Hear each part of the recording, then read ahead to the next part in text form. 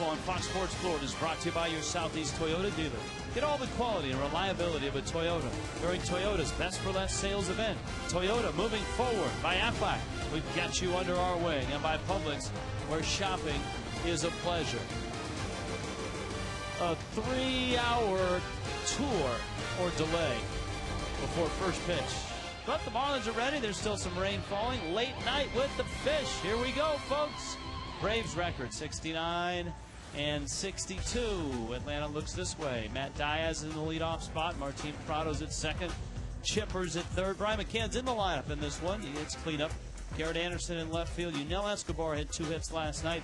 Adam LaRoche is at first base. Omar Infante had the big hit of the night last night. And ladies and gentlemen, please welcome back Tim Hudson to the same mound in which he left about 13 months ago with an injury to his right elbow. Yeah, Rich, also welcome back Anibal Sanchez, making his 3rd start since coming back from the disabled list. And remember, his first start since returning from the DL was in Atlanta, and it was a good start. It was a win against the Braves. He went 6 innings, gave up just 2 hits and 1 run. Defensively behind him. Well, the defense will have to deal with some soggy turf and a little rain coming down. Coughlin, Ross, and Hermida in the outfield. Wes Helms with the start tonight at 3rd. And the first pitch is delivered just a tick after 10. Rain falling. Diaz hitting. Boy, Diaz calling timeout as Sanchez went into his windup. And at the tail end of his start against the Braves, Tommy, the Braves did that a few times, trying to disrupt his rhythm, and they do it right from the get-go here on a rainy night and a slick night as well. That's probably not appreciated by either pitcher when the footing isn't always the best. But Diaz is just red hot right now. 0-2 coming. Jammed him, and the ball squirts to the right of Cantu. And when you're going good, you get jammed, you get a base hit. Yeah, that's how hot he is. Didn't hit that ball well. It was a good pitch by Sanchez, and he just kind of squibbed it between. See, you don't play him to hit that way because he's a pull hitter. Dan Uggla is well over, so no chance at all for Uggs to make that play. It just found that hole between first and second.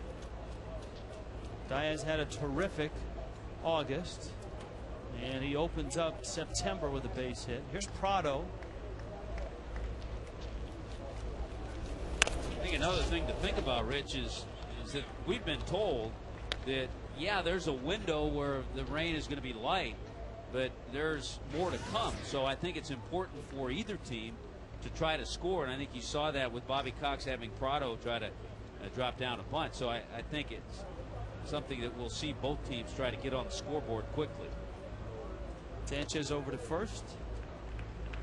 Diaz, who has 9 stolen bases, swiped a bag last night.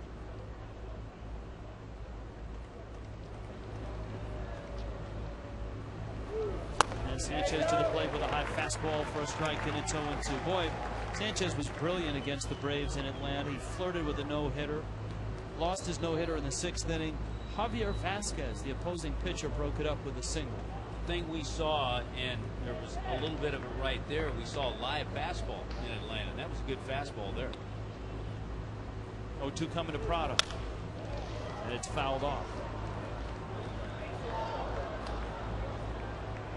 That's his line against the Braves. His last start against the Mets, not so good.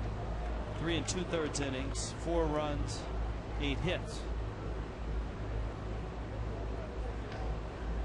Not a big lead by Diaz, but another line drive. This one into right center field. That's a base hit. Hermida to cut it off, and the Braves are set up with runners at the corners in a ball game where Tommy said early runs are very important. The Braves are set up nicely. This a pitch that was up, and look at how Prado just tomahawks it. Say that, and he's an Atlanta Brave. He should know how to do that. But a pitch that was up in the zone, mistake pitch, so each hitter, Sanchez has gotten ahead, got ahead to Diaz. He squibbed one between first and second, and Prado jumped on a high pitch and hit it into right center. So Braves at the corner. Here's Chipper. Infield's back for 2. And Sanchez misses. Gary Cederstrom is calling balls and strikes.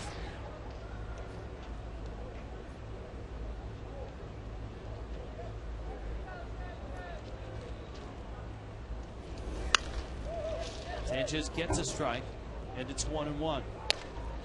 A lot of Braves were complimentary of Sanchez after his start in Atlanta, and Chipper Jones was one of those, saying that he had no-hit type stuff, and even Chipper was thinking about the possibility that Sanchez would throw a no-hitter after his second at bat.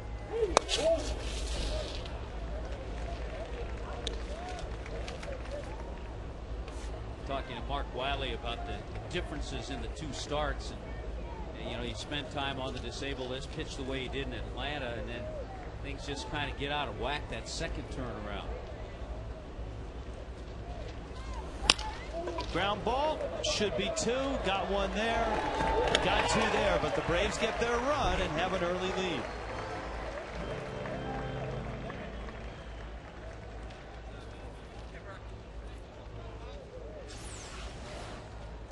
This is what you like to see. You hate to see the run, but you'll take 2 outs for 1 run early in the game and a routine 4-6-3 double play ball.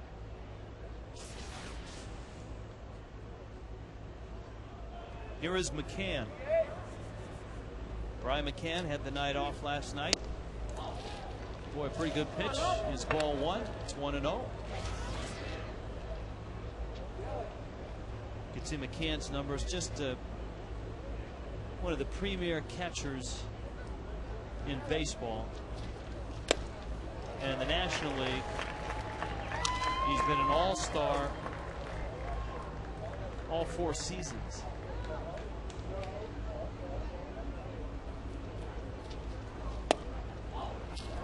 Boy, Sanchez not getting that call, and he's visibly miffed. And again, I'm always amazed when you have umpires who want to have a tight strike zone in a game that's already been delayed almost 3 hours and the rain's coming down as it is. Open up the strike zone, let them play, let them swing the bat. I'm with you on that. It's 2-2. Big shift on, as always, with McCann up there.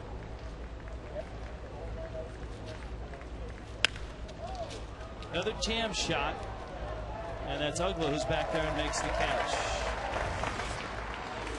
But the Braves get to Sanchez, and it's 1-0.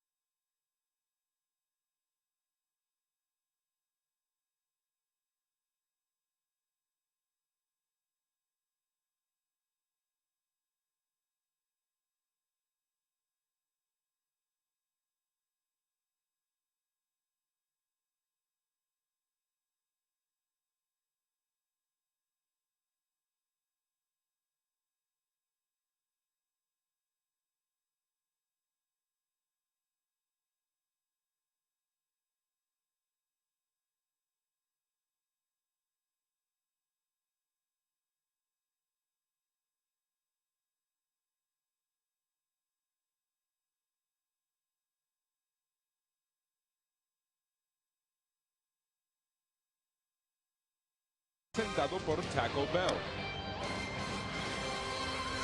Die-hard fans who have waited through almost a 3-hour rain delay. Marlins will come to the plate this way. Chris Coughlin in left. Wes Helms gets the start at third. Hanley Ramirez at short.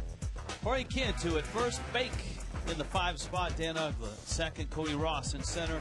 Jeremy Hermida out in right in the 8 spot. And Sanchez hits 9th. Well, there's a look at the 34-year-old veteran Tim Hudson and his 11th Major League season, his 5th season as an Atlanta Brave. Now, he pitched last year. He's 11-7 until he got injured, came off the mound here in this ballpark, and then eventually had Tommy John surgery on August 8th last year. Hudson against Coghlan. Obviously, Chris Coghlan has not faced Tim Hudson. A fresh-faced rookie against the veteran, and Hudson throws a fastball for a strike. 8 straight Coghlan has hit in, and of course coming off a Marlin record-setting August where he had 47 hits. Coghlan rips it into right field. Over to cut it off is Diaz. Coghlan's going to take second base. Great hustle.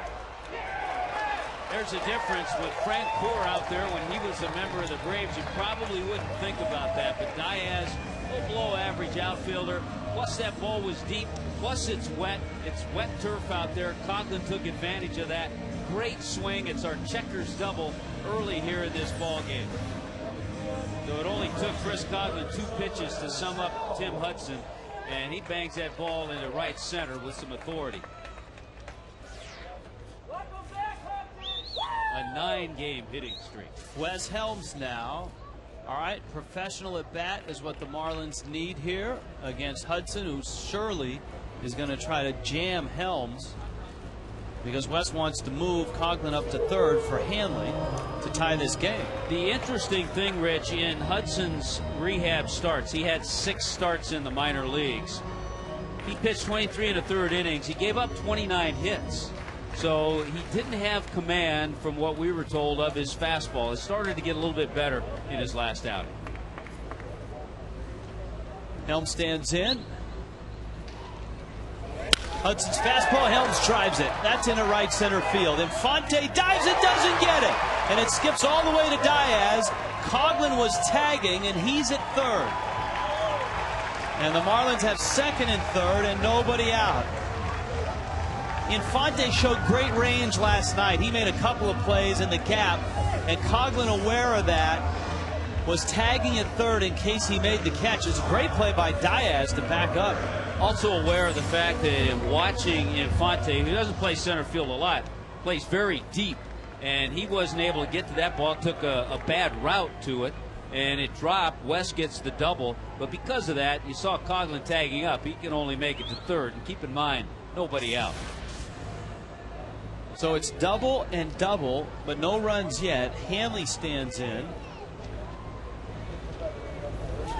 And he takes a fastball for a strike. He's mired in an 0 for 12, which for Hanley is mired. For other hitters, it happens.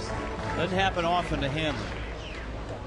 This is one of those situations where you could pick up a 2-for-1 deal. Ground ball to the right side, you'd get Helms to third, and you'd get Coghlan in. Infield's back. And Hudson crowds Hanley with that fastball. It's still Tuesday night, even though it's late night with the Fish. There's still an hour and 45 minutes left on Tuesday night, so it's an email Tuesday night. And it could be an early morning Wednesday email night, too. Ask.themarlins@fox.com. Ask.themarlins@fox.com. For those of you that have hung in there with us tonight. Braves have a 1-0 lead. Hanley trying to do something about that. And he fouls it at the plate. It's now 1-2. Hanley had a rough night last night. He was 0 for 4 and did not look good, striking out 3 times. Yeah, he just, the last few games, the last 3 games, he just hasn't looked comfortable. He has hit a couple of balls hard. Remember that ball he hit into right field, and Will Venable made a great catch with the Padres. Hudson ready. And he steps off. Tim Hudson out of Auburn University. And man, was he a star at Auburn. SEC Player of the Year. As a hitter, he hit close to 400. He drove in 95 runs and hit 18 homers. And as a pitcher, he was 15-2. Not a bad two-way player. You know, the amazing thing to me about Hudson, aside from all his eye-popping numbers, ERA, 1-loss percentage in the big leagues, is that his success as a hitter in college never translated to the big leagues. He strikes out Hanley. That's a big punch out. And again, a very awkward, uncomfortable looking at bat for Hanley.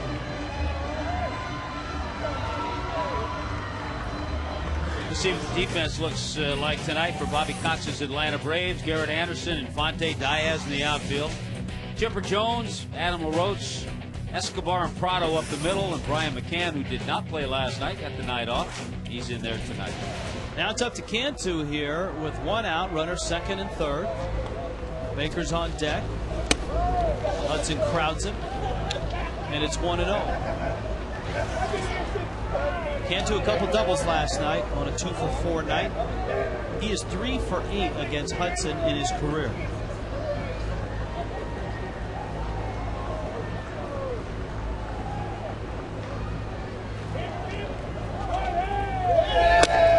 Hudson likes this mound and has pitched well in this ballpark.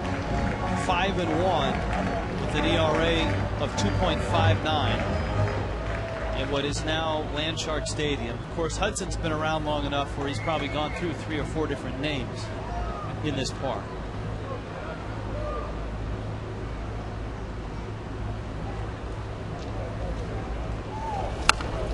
Little tapper, third base side, and it's a foul ball.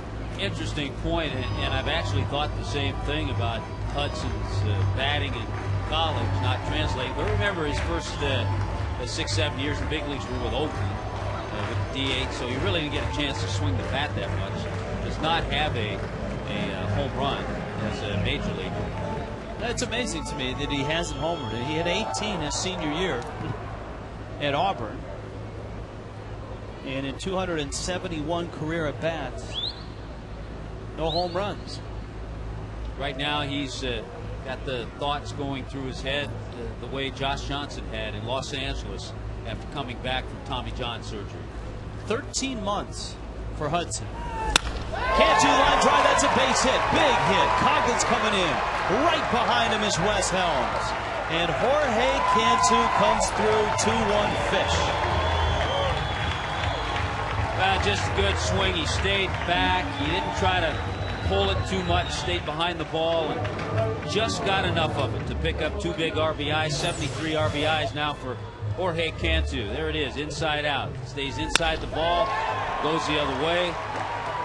And again, with runners at second base, doesn't matter the speed. You can score runners. Bo Porter knows that Infante is playing deep with every hitter. So it's a lot easier to score runners from second base. Cantu's at first. Here is Baker now. Baker's been swinging a hot bat. He's 5 for his last 10. And he had 2 hits last night. Hudson misses outside. Yeah, it's going to be interesting to see what the Braves get out of Hudson in this start for a lot of reasons. The surgery, 13 months since he's been on a big league mound, but also a 3-hour rain delay, and pitching in a drizzle can't be all that comfortable either. I mean, for a guy that hasn't been in this environment for a while, this is a little bit of a challenge. Yeah, I think that the delay most of all, it's actually stopped raining right now, but the almost 3-hour delay is the one that is most effective.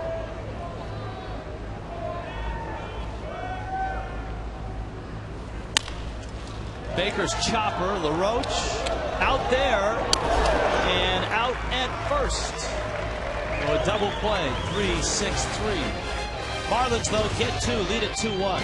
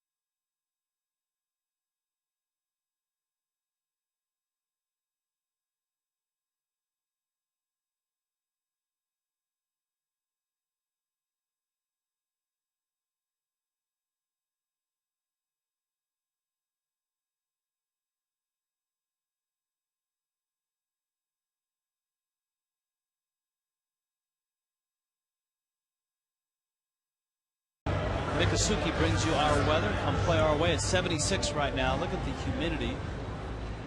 And more rain is coming. There's a saying in baseball when you're playing a day game after a long night game, everybody, when they're leaving the park, says sleep fast. And in this ball game, it's score fast. Score fast, work fast. Before the rain comes again. Anderson, Escobar, LaRoche. And Sanchez misses down low. Garrett Anderson endured an 0 for 4 last night. Former Angel certainly looks a lot more comfortable here in September in the National League than he did in April. Yeah, he's had knee problems. He was just trying to get settled in. And since the All-Star break, he's hit .311.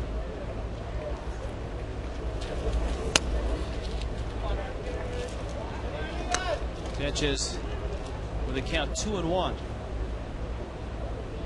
I'll tell you what, you get Chipper Jones and McCann and Garrett Anderson. Those are 3 tough hitters in a row. Hermida is there and he makes the catch. Okay, so it's late night with the Fish. That means a lot of games have finished, and here are the games that are important. Cole Hamels, a 2-hit shutout to beat the Giants. That's good news for the Fish that the Giants lost. This is not good news. The Rockies are beating the Mets because the Rockies and the Giants were wild card leaders. The Giants have lost. They're a half game back. Atlanta is 3 back. The Marlins 4 back of wild card leaders Colorado. So it's a big swing here for the Fish. If they can beat the Braves, they would either move up to 3 back or the Braves would fall back with them 4 back. Yeah, Hamels in that 2-hitter. 1 walk, 9 strikeouts. In a nifty tidy 1-0 victory. He's got a scoreless inning streak of 19, and he's now pitching like the MVP of the World Series in the NLCS.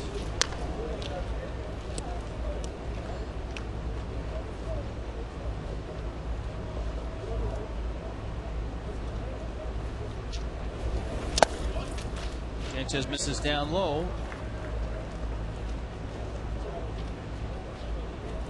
And the tough part for Sanchez in his last outing, the outing where he was all over the place against the Mets, is he's just got to get that good rhythm and throw strikes. To right, Hermida dives and doesn't get it. Escobar has a base hit.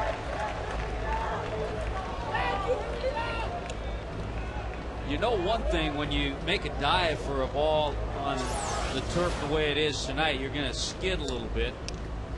His footing looks okay. He got there, just couldn't hang on. So it'll be a base hit for Escobar. Here is Adam LaRoche. See, Sanchez thought he caught it and then reacted once he saw the ball pop out. LaRoche with Infante to follow. Sanchez misses inside.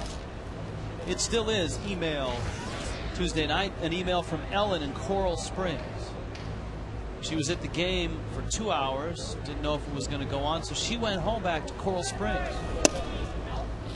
That's a pretty good pitch. And it's 2-0. She's now at home watching the game on TV. She wants to know if she can exchange her tickets from tonight's game for Wednesday or Thursday's game, since the rain delay was more than an hour and a half. Yes, you can. I believe there's a $1 fee in exchanging each ticket. Just kind of like a tax or a handling fee or something. But yeah, I think it's a $1 fee. And I think that's a ballpark fee, not a Marlins fee. So, and I think she can do it for any game. Oh, Wednesday or Thursday.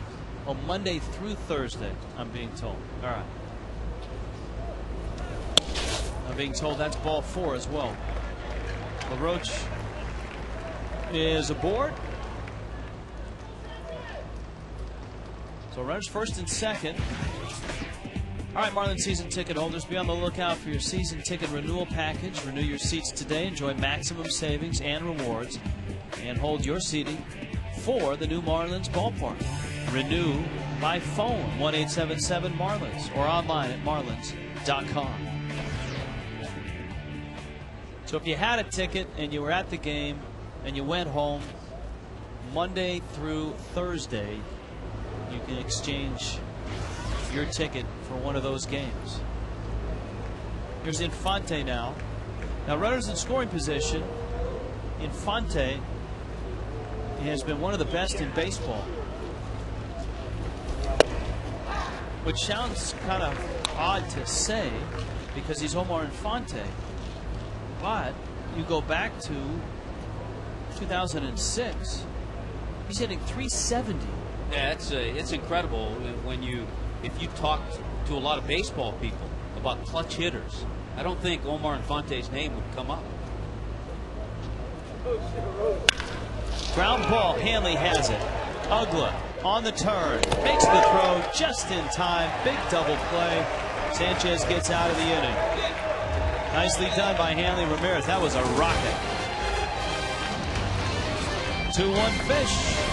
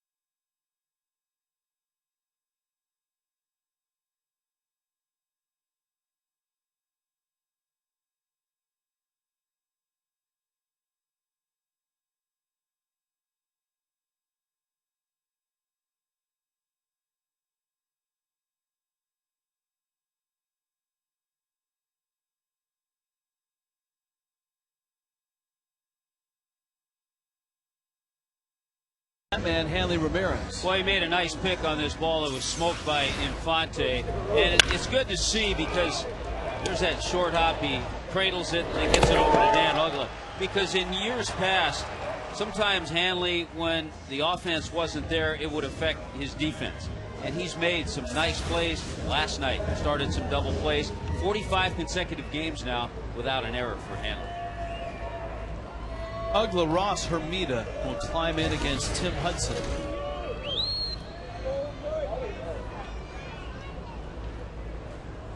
Ugla last night was 2 for 2, drove in a couple. He's a .310 hitter in his career, and 29 at bats against Hudson.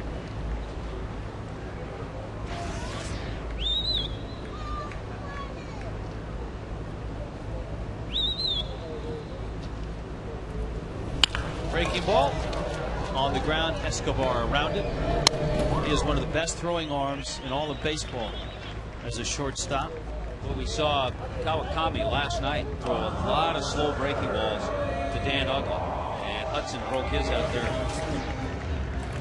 Sam in Boynton Beach, is there a time limit on rain delays? So if a game or a delay goes past a certain time, you have to restart it the next day.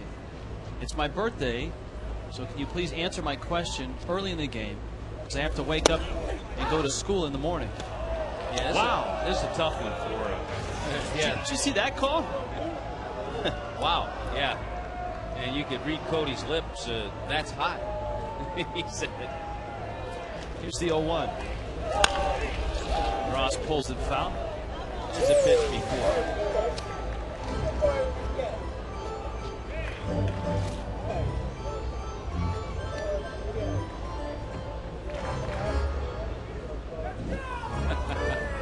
That's the professional way to do it. Instead of screaming and waving your arms, just casually mention. Here's the 0-2. Got him. That's vintage Hudson right there.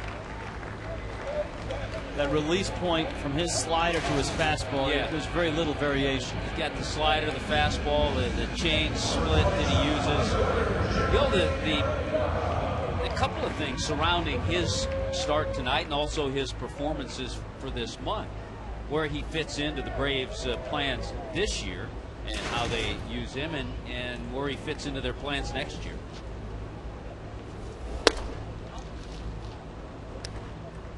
Yeah, the option that he's got for next year is still a question mark as to whether the Braves want to pick it up. Certainly how he performs here in September will go a long way to determining that. That ball was absolutely smoked, and LaRoche picks it up and steps on the bag. A 7-pitch inning for Huddy. 2-1 pitch.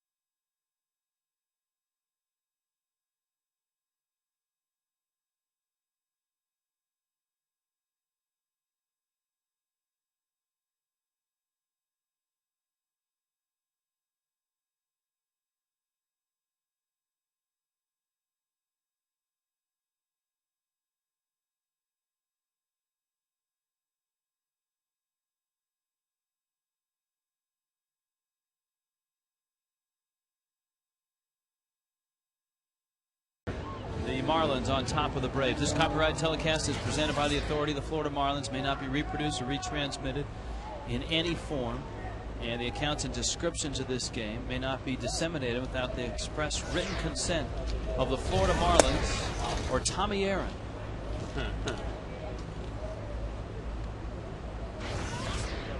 Hudson stands in against Sanchez.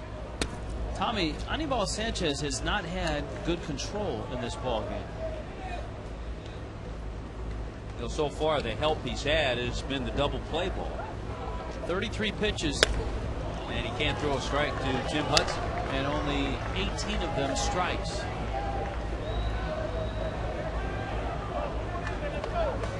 Rio coming. That's out. Hudson's aboard. There used to be a time, obviously it's not anymore, there used to be a time you'd have a little inside competition, and a pitcher would get fined if he walked another pitcher. You put it in a pool, you have a little fun at the end of the year, have a nice party, and go from there.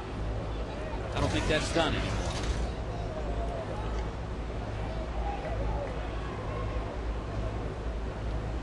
Diaz. Be interested to see if he actually is bunting, trying to move Hudson up. Braves playing for one run at a time. They've got the top of their order up here. Diaz, Prado, and Chipper after a leadoff walk.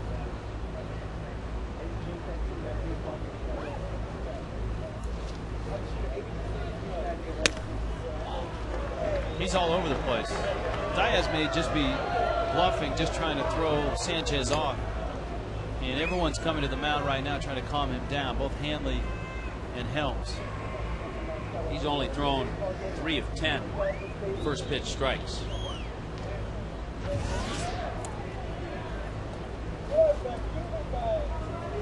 Ask.themarlins at fox.com. Ask.themarlins at fox.com.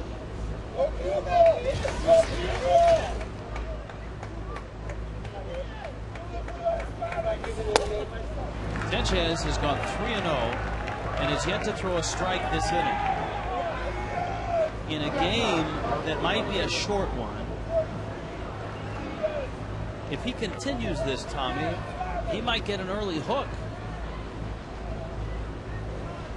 Well, the one thing, the good news for Freddie Gonzalez, he has extra troops. Burke Badenhop is here. Christian Martinez is available. But on the other hand, you have Rick Vandenhert going tomorrow night. You don't know how long he's going to go.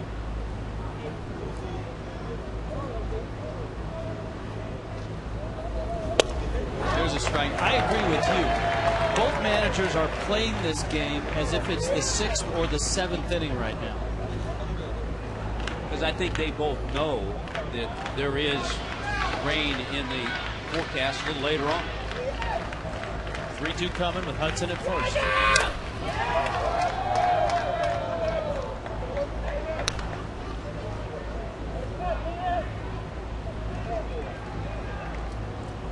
Diaz got jammed and still dumped a single into right.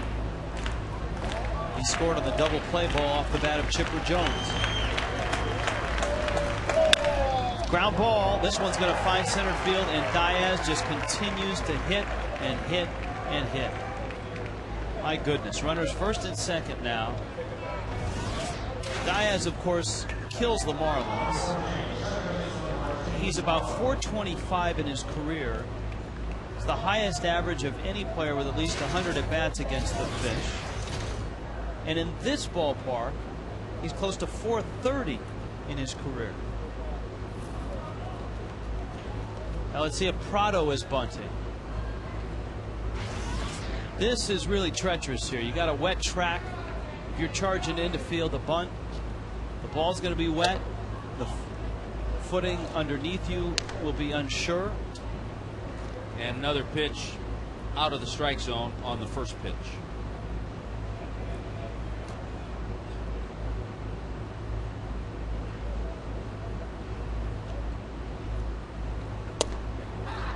There's a strike.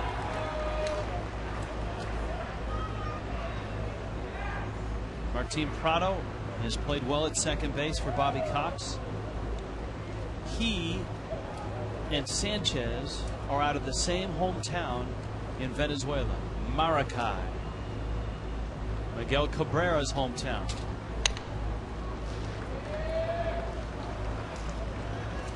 So both are 25, both from Maracay, so you know that they know each other, have probably played together against each other and on the same team.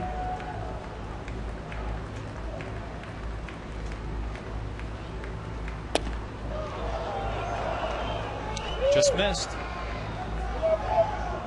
Again, it gets to the point when you've been all over the place and not near the strike zone a lot, you're not going to get that close call.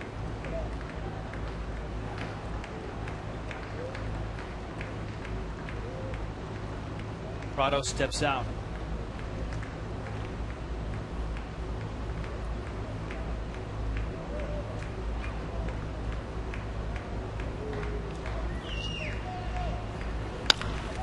Chopper, Hanley backing up, has it, got it out there. Uggla's turn, and he has to eat it. That's going to give Chipper a shot. No chance to get Prado at first. And here comes Chipper once again with runners at the corners. Yeah, no chance with this high chopper. Hanley has to move back to get the hop. He can't really charge it. Hudson going to third, so the only out's at second base. No chance for Dan Uggla to turn two. Did you think Hanley had a play at third base? Not with the way he fielded the ball. He had to go back. He kind of cradled it.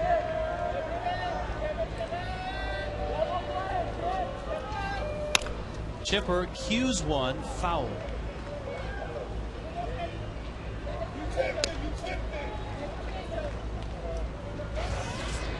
So it's Prado at first and Hudson at third.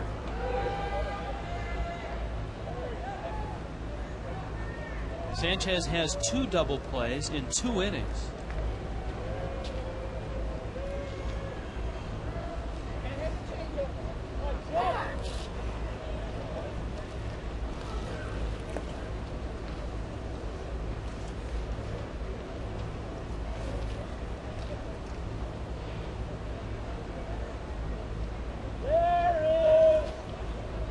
Oh, 1. That's out, and it's 1 ball and 1 strike. Bill in Marion County, given that the Marlins are now at 68 and 63. They've won their 60, they've lost their 60. Prognosticate, how will they do in September?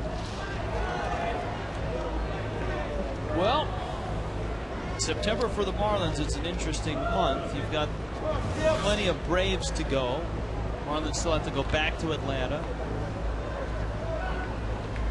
They go to Washington and New York on this next trip. Still got to go to St. Louis. 4 in Cincinnati. 6 more games with the Phillies. Got him fastball. Sanchez elevated it, and Chipper went right after it. We've talked about the way Hanley looks very uncomfortable at the plate. I don't know if I've ever seen a time where Chipper has looked as out of whack as he has.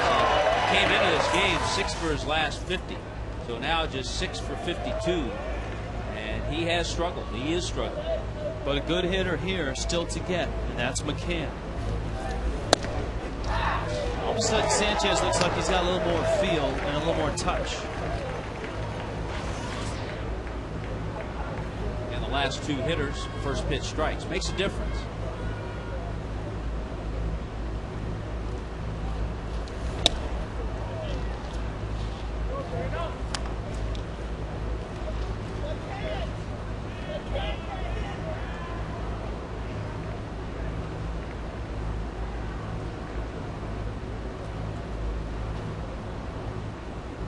One from Sanchez, but not before McCann calls timeout.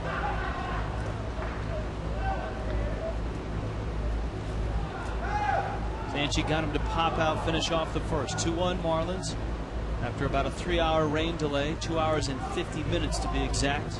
This game has started. There is more rain in the area. They expect another cell to be through here.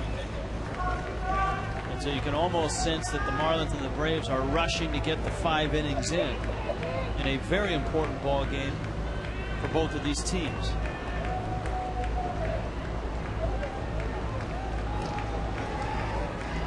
Braves got the first game of the series last night. Sanchez misses low, 2-2.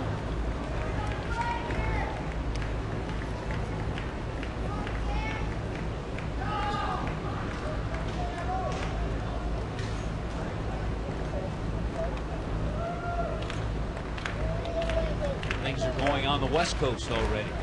Dodgers, Diamondbacks in the 2nd inning, Padres, Nationals in the 3rd inning. You haven't heard, Giants lost. Phillies beat them 1-0. Cole Hamels, a 2-hit shutout. Rockies are winning 7-2 in the 6th over the Mets. 2-2. Yeah, Mike Pelfrey started that game for the Mets. Jorge De La Rosa for the Rockies.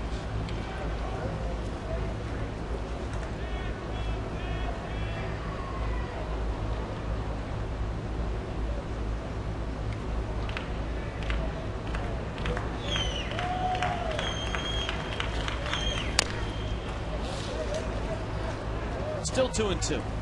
McCann won't go away.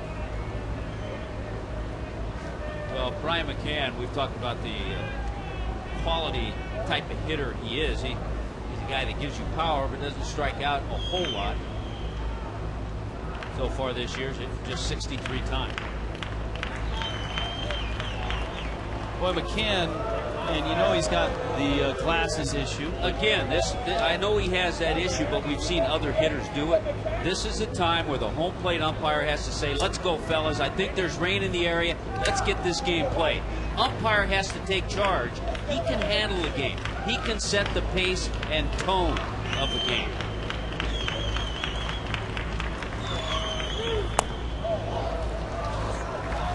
Counts full now, 3-2.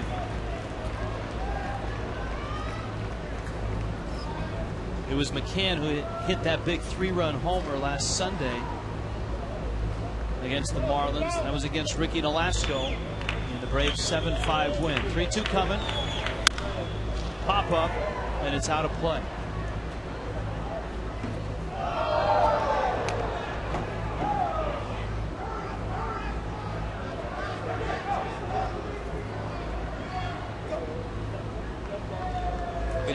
Good chance for a fan to get a foul ball here. Yeah, that's right.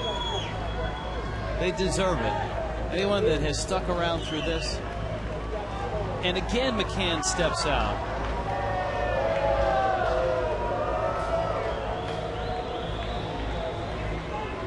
In his case, I kind of understand, because I know what my glasses do when I step out of the car into the humidity. They fog up. So you're trying to hit a 90-mile-an-hour fastball, it's a little uncomfortable. 3-2. Rips it, foul. So a 9-pitch at bat for McCann. This is a Kawakami at bat. That was the big at bat last night. I know that Kawakami didn't have the hit, but he kind of softened things up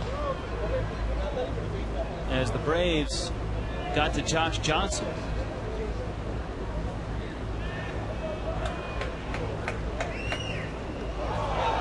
Did he balk? He did. Unbelievable. With a full count and runners at the corners, the Marlins were not holding the runner on at first base. Freddie Gonzalez is out, and he wants to make sure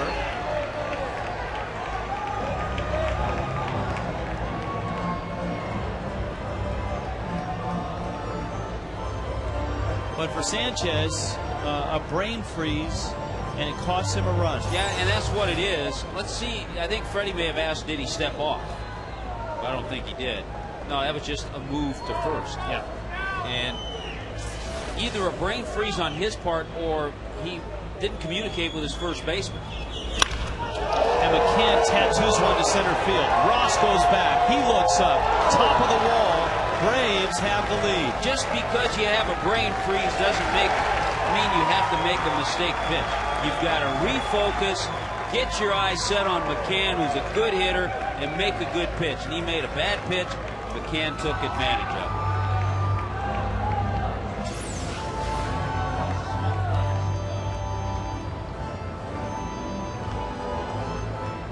it. This one just hit the top of the wall.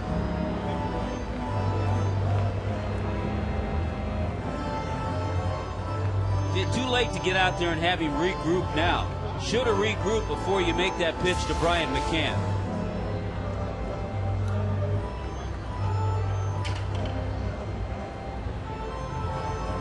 Over 30 pitches in this inning alone.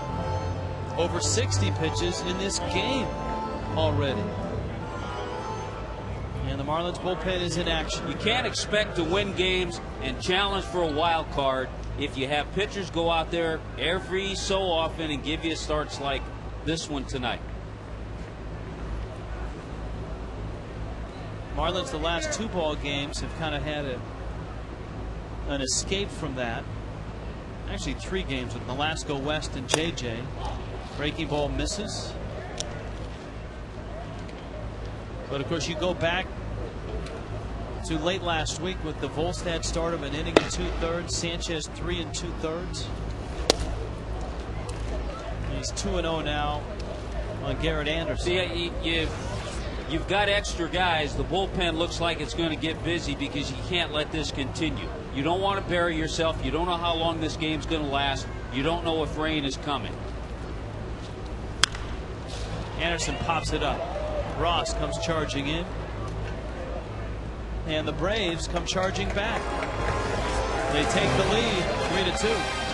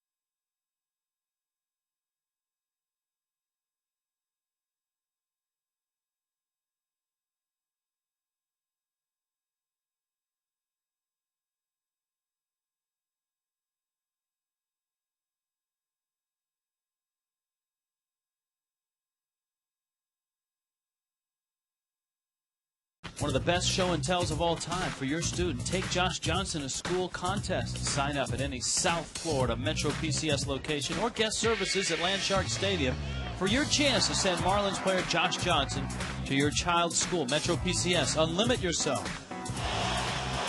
We check in with Craig Minervini. Craig?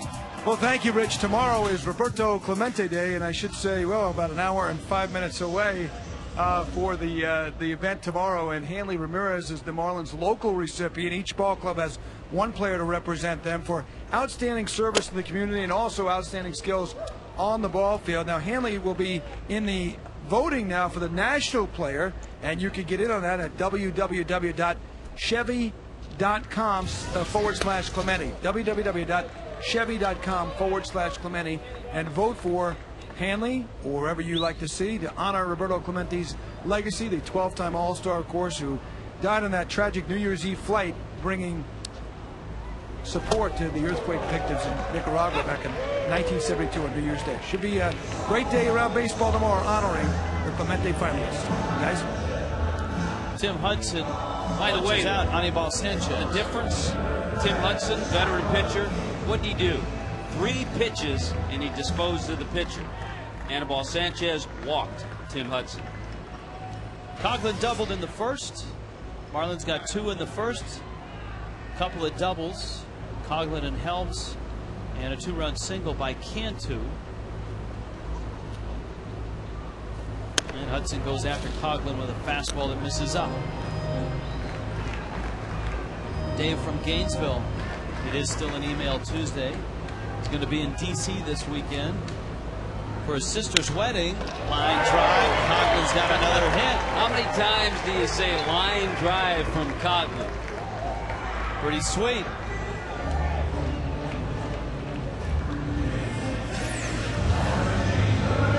And you can say line drive, and it could be to left, it could be to right, it could be to center. And he has gotten his batting average with a 2-for-2 start to an even 300. He already came into the game leading Major League rookies in batting average, hits, total bases, on base percentage. And there it is. Here is Wes Helms. So Dave in Gainesville is going to be in D.C. Any suggestions he has or he needs for things to do in or around the ballpark in D.C.? Oh, there's a ton to do in D.C. Yeah, Smithsonian, all the monuments. All the monuments, the different museums, the ball area, the memorials. Ride the train to the ballpark. That's one recommendation. Yeah. Take the subway to the ballpark, and then hang out at all the cool places in D.C. while you're there. Have a good time at the wedding as well.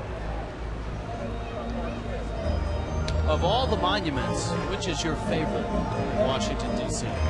I think I just love the way the Lincoln Memorial sets up, the way the view that you have in the mall looking back toward the Washington Monument. You can see the Capitol building from there. I like the Korean War Memorial. That it's eerie. It is. It's eerie. Walk up to that, and if you've never been there, it's certainly a place you want to stop if you're in D.C. The Vietnam Memorial is a great one. The Jefferson Memorial.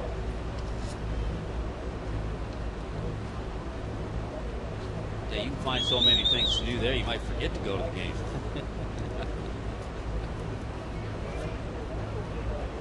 You can spend a night at the Smithsonian. Wes Helms doubled in the first. Coughlin.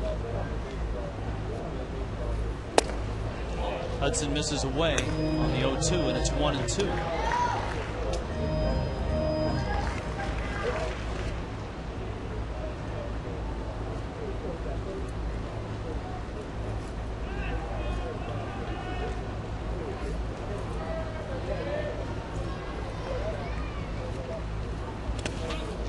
Bouncer. McCann plucks it out of the dirt.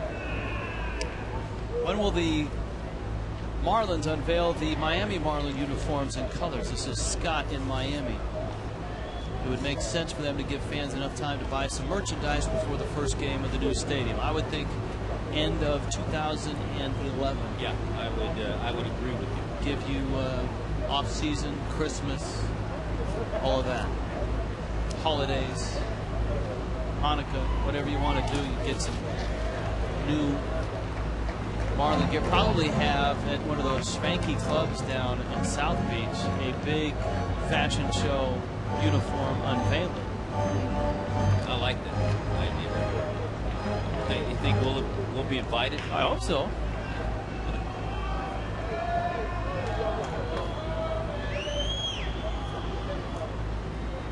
Full count, 1 out. Let's see if Coughlin's busting to second. There he goes. Helms hits a high chopper.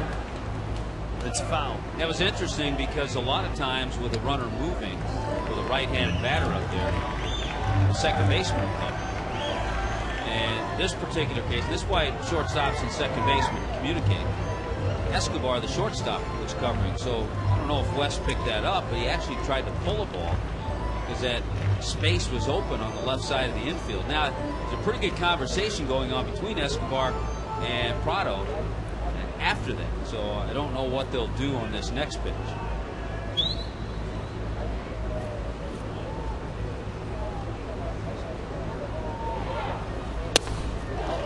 Helms takes down low. That's a great at bat. He was behind in the count 0-2. He works a walk. And here comes Hanley with runners at first and at second. Marlins president of baseball operations, Larry Beinfest, will join us in the 5th inning. Be a late night with Larry Beinfest. And we're happy that he's going to come by. We'll welcome him to the late night lounge. So if you have email questions for Larry, send them our way. We've already got a Larry Beinfest folder. Just drag and drop is all you need. I haven't figured out how to do that. Here's Hanley. Hanley struck out back in the first.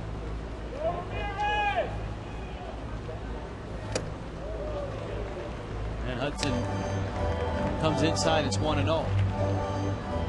Well, on the year, the Marlins 6-6 against Atlanta, so playing their 13th game.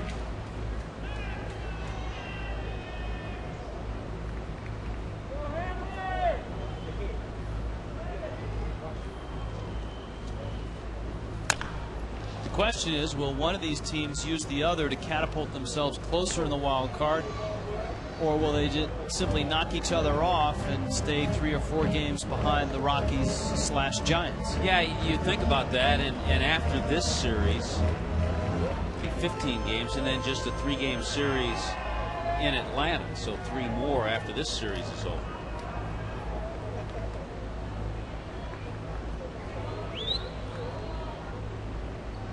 Coughlin at second, Helms at first. 1-1 coming to Hanley. The ball boy on the previous foul ball. Watch this play. Bing, bang, boom. Right there. Had it played just right. Don't rush it. Let the ball come to you. Let the ball come to you.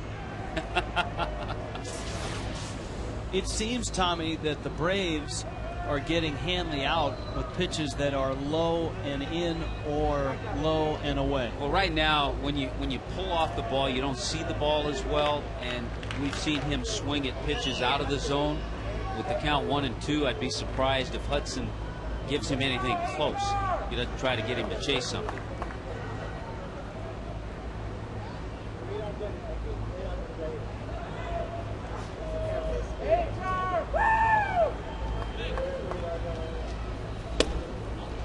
Hudson misses up with a slider. 2-2. He has such great run to his fastball. He really can't throw anything straight. No, nothing out of his hand goes straight. Good 2-seamers. And he's in the low 90s. His velocity looks pretty good. And here's a guy who 6 times in his career threw 200 innings or more. Never had a losing season as a professional, even in the minor leagues.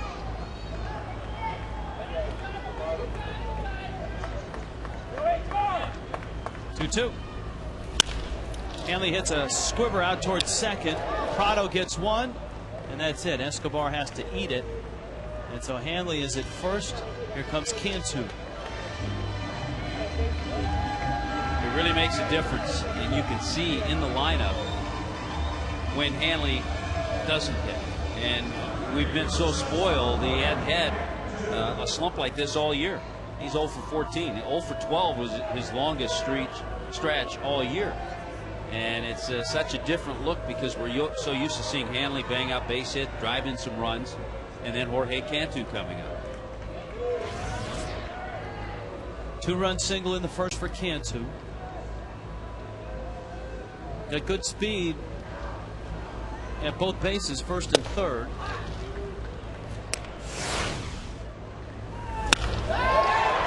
Kind of inside out of that fastball.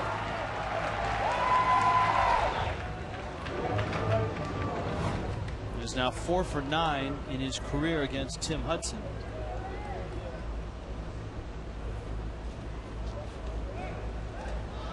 Hudson making sure that Hanley's not going anywhere.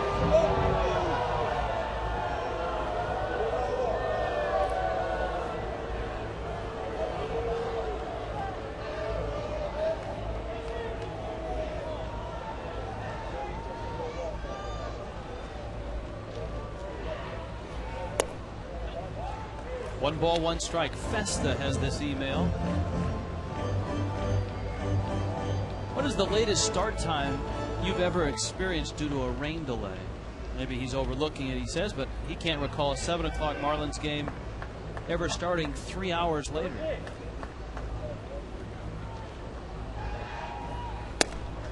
Three hours is about the longest.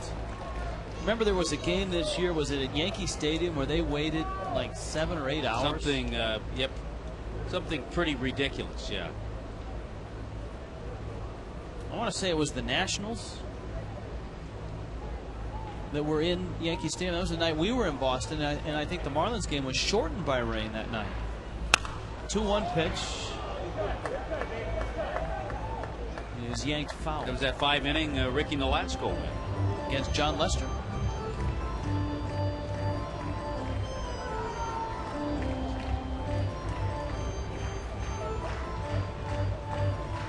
Two and two.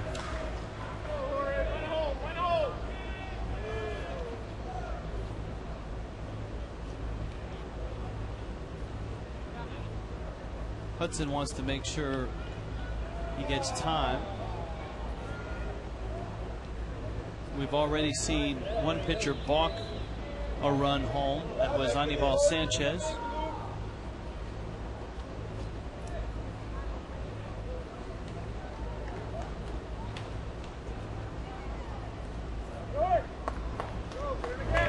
Cantu battling against Hudson.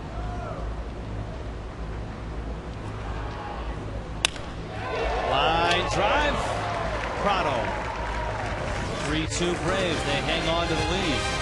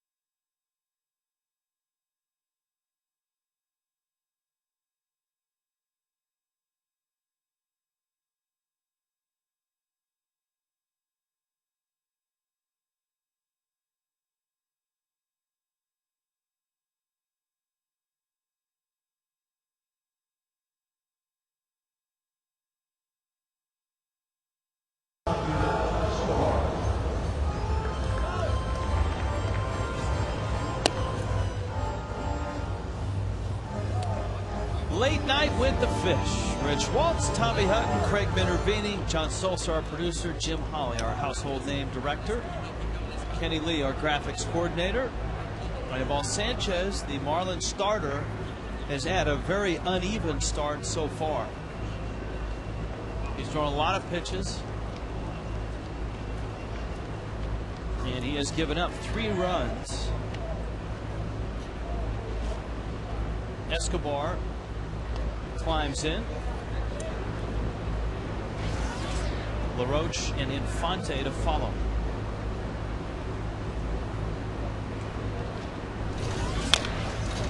Sanchez serves up a slider, and it's 0-1.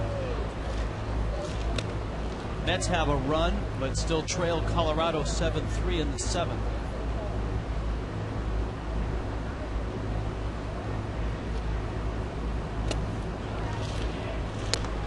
We're talking about Escobar's arm, very strong throwing arm from short. When you mentioned that, I thought about Sean Dunston for the Chicago Cubs shortstop. He had a strong arm.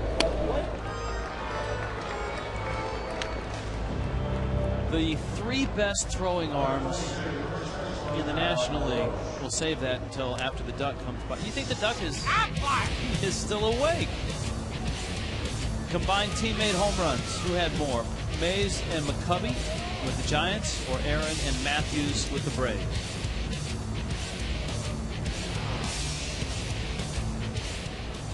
Let's see. Eddie Matthews had 511.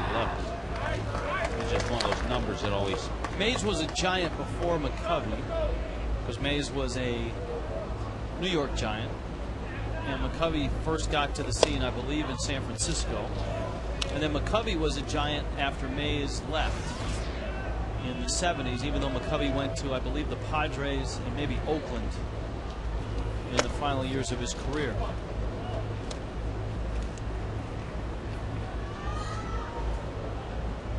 Hard to go against Henry Aaron in any home run question.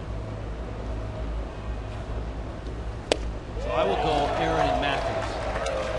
I think I'm with you on that. I think I'd be with you on that. There's Badenhop. Who are the best throwing arms at shortstop in the National League? Because I think Tulowitzki. Escobar, Furcal, Tulowitzki. That's pretty good. Second strikeout for Sanchez.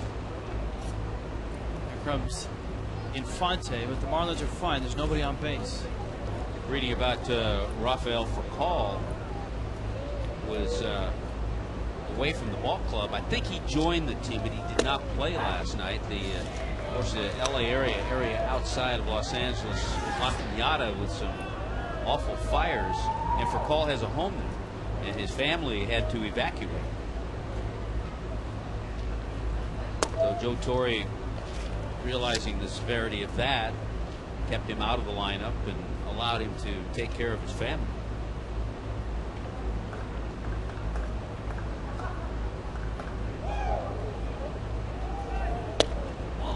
Outside, Greg, who was in law school in Tallahassee, but says he's coming down to the National League Division Series because every 6 years the Fish will win a title. There's a question about September 1st and why the Marlins did not try to obtain another bat prior to today's deadline.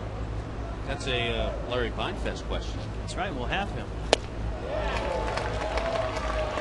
And since he's in law school in Tallahassee, he's used to staying up late at night and studying.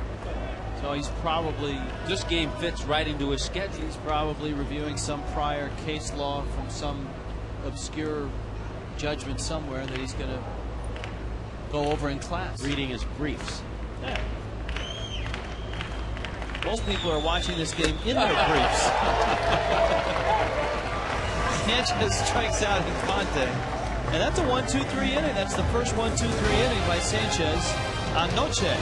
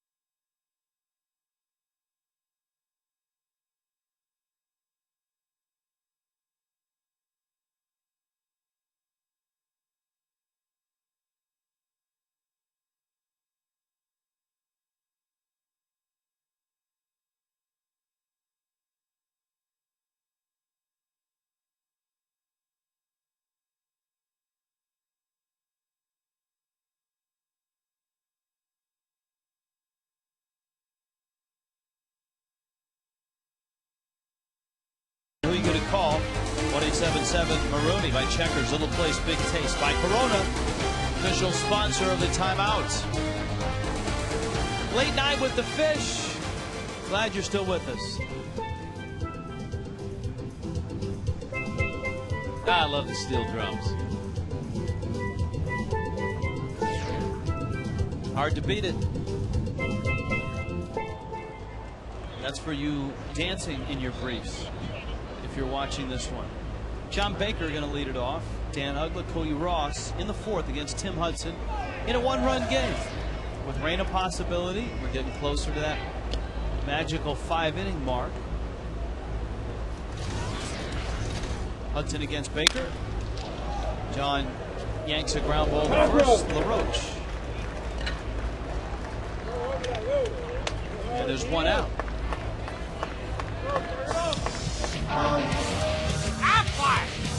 The Duck is going straight to bed now. Mays McCovey, Aaron Matthews, who had more combined homers as teammates. And Aaron and Matthews. That's a lot of home runs.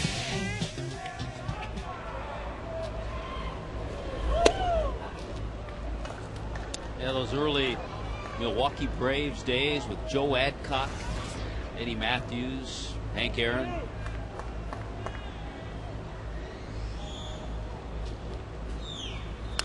One Uggla fouls it back. Matt in Boca.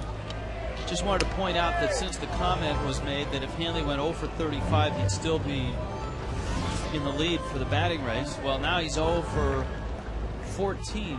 Well, they're trying to put that on us now, right? Well, as I remember, I believe that was a Toyota trend, right? So I don't think it. So who do we blame? Toyota? Or the Duck?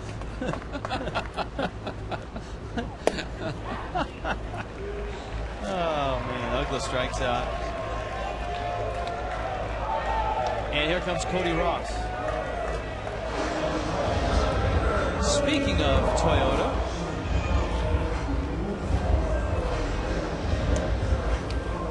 we like this Toyota trend a little bit better. 33 hits in August to set a personal best for a month. And that's a good Toyota trend.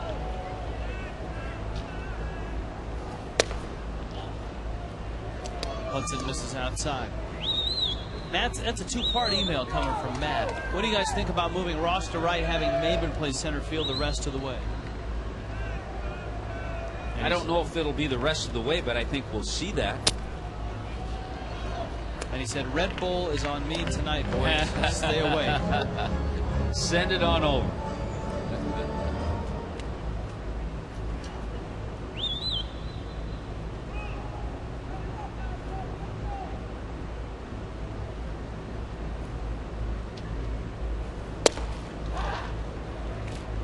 A strike, 2-1. Well, I think all in all, the Braves have to be pleased to this point with Tim Hudson. Had a few struggles in that first inning, but has settled down, giving up just one hit since the first.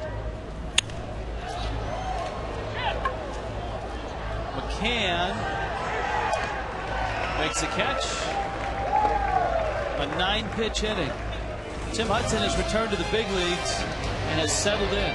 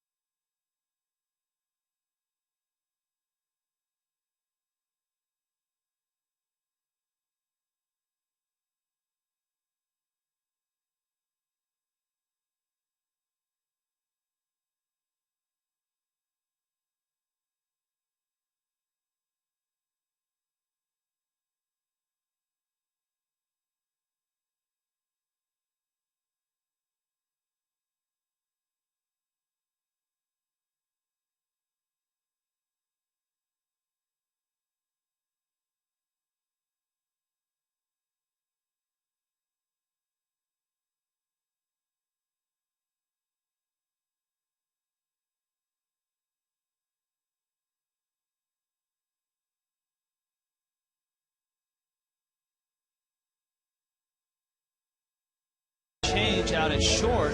Andy Ramirez is out of this ball game, and Emilio Bonifacio is in. We will, as soon as we get word, pass it along as to the status of Hanley Ramirez. Now, we also have Larry Beinfest here, so if anyone's going to find out before we are, you are. So let us know if your phone rings. No, I'm sure I will. From our trainers, I'm concerned. I didn't really see anything. And, no, I didn't either.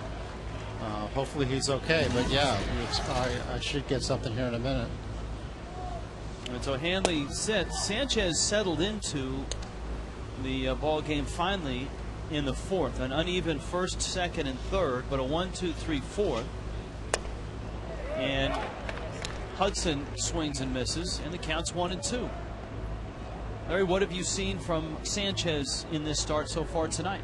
It's been an interesting start. Obviously, he had some trouble with his control, but he's gotten through it. He's kept us in the game, and not great pitch efficiency. You like to see a lot more strikes and obviously a lot of deep counts, but we're in this ball game, and hopefully we can keep it right there. Sanchez picks it off. What have you heard about the weather the rest of the night?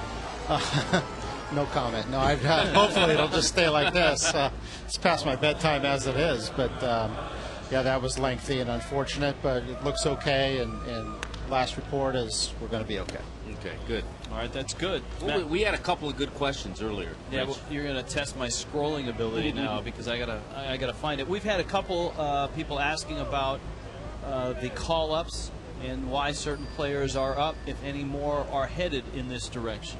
There are some headed in this direction. We'll wait for their minor league seasons to conclude, and then we will have some additional players. Okay. In probably about a week, I would say, when we get to New York. We'll have some additional players, but the guys that are here now are here for a reason. Brett Hayes is the third catcher. It allows Freddie to use Baker and Paulino in pitch hitting situations. They're both having very good offensive years, and it frees them up. And then Cameron Maben, obviously, the way we feel about him, he can bring the speed, he can bring the defense, he can do a lot of different things. And Freddie told both Tommy and I that he expects to start Cameron Maben some and play him. Well, he's played well in AAA, and obviously he got off to the slow start, and we sent him down, and I think it's only a matter of time with Cameron, and he just needs to play. So hopefully he'll get an opportunity this month and help us out. We've had a couple of questions on this, and we try to give the answer. I know you have the answer. Guys like Morrison and Stanton, they're not here because we're hopeful Nick Johnson's coming back soon. Logan Morrison's a first baseman. He can play some outfield, but obviously our young left fielder, Chris Coughlin's doing quite well, and hopefully will garnish a lot of Rookie of the Year votes. As far as Stanton, he's just not quite ready. He's 19 years old. No reason to start the clock. And again, we talk a lot about it, and we don't want to bring guys and just have them be here. We want them to contribute or maybe have a role or maybe we have a need. And in those cases, some of those kids just aren't ready. It doesn't mean they're not going to be good players because we think very highly of them. But in this situation, we're in a race.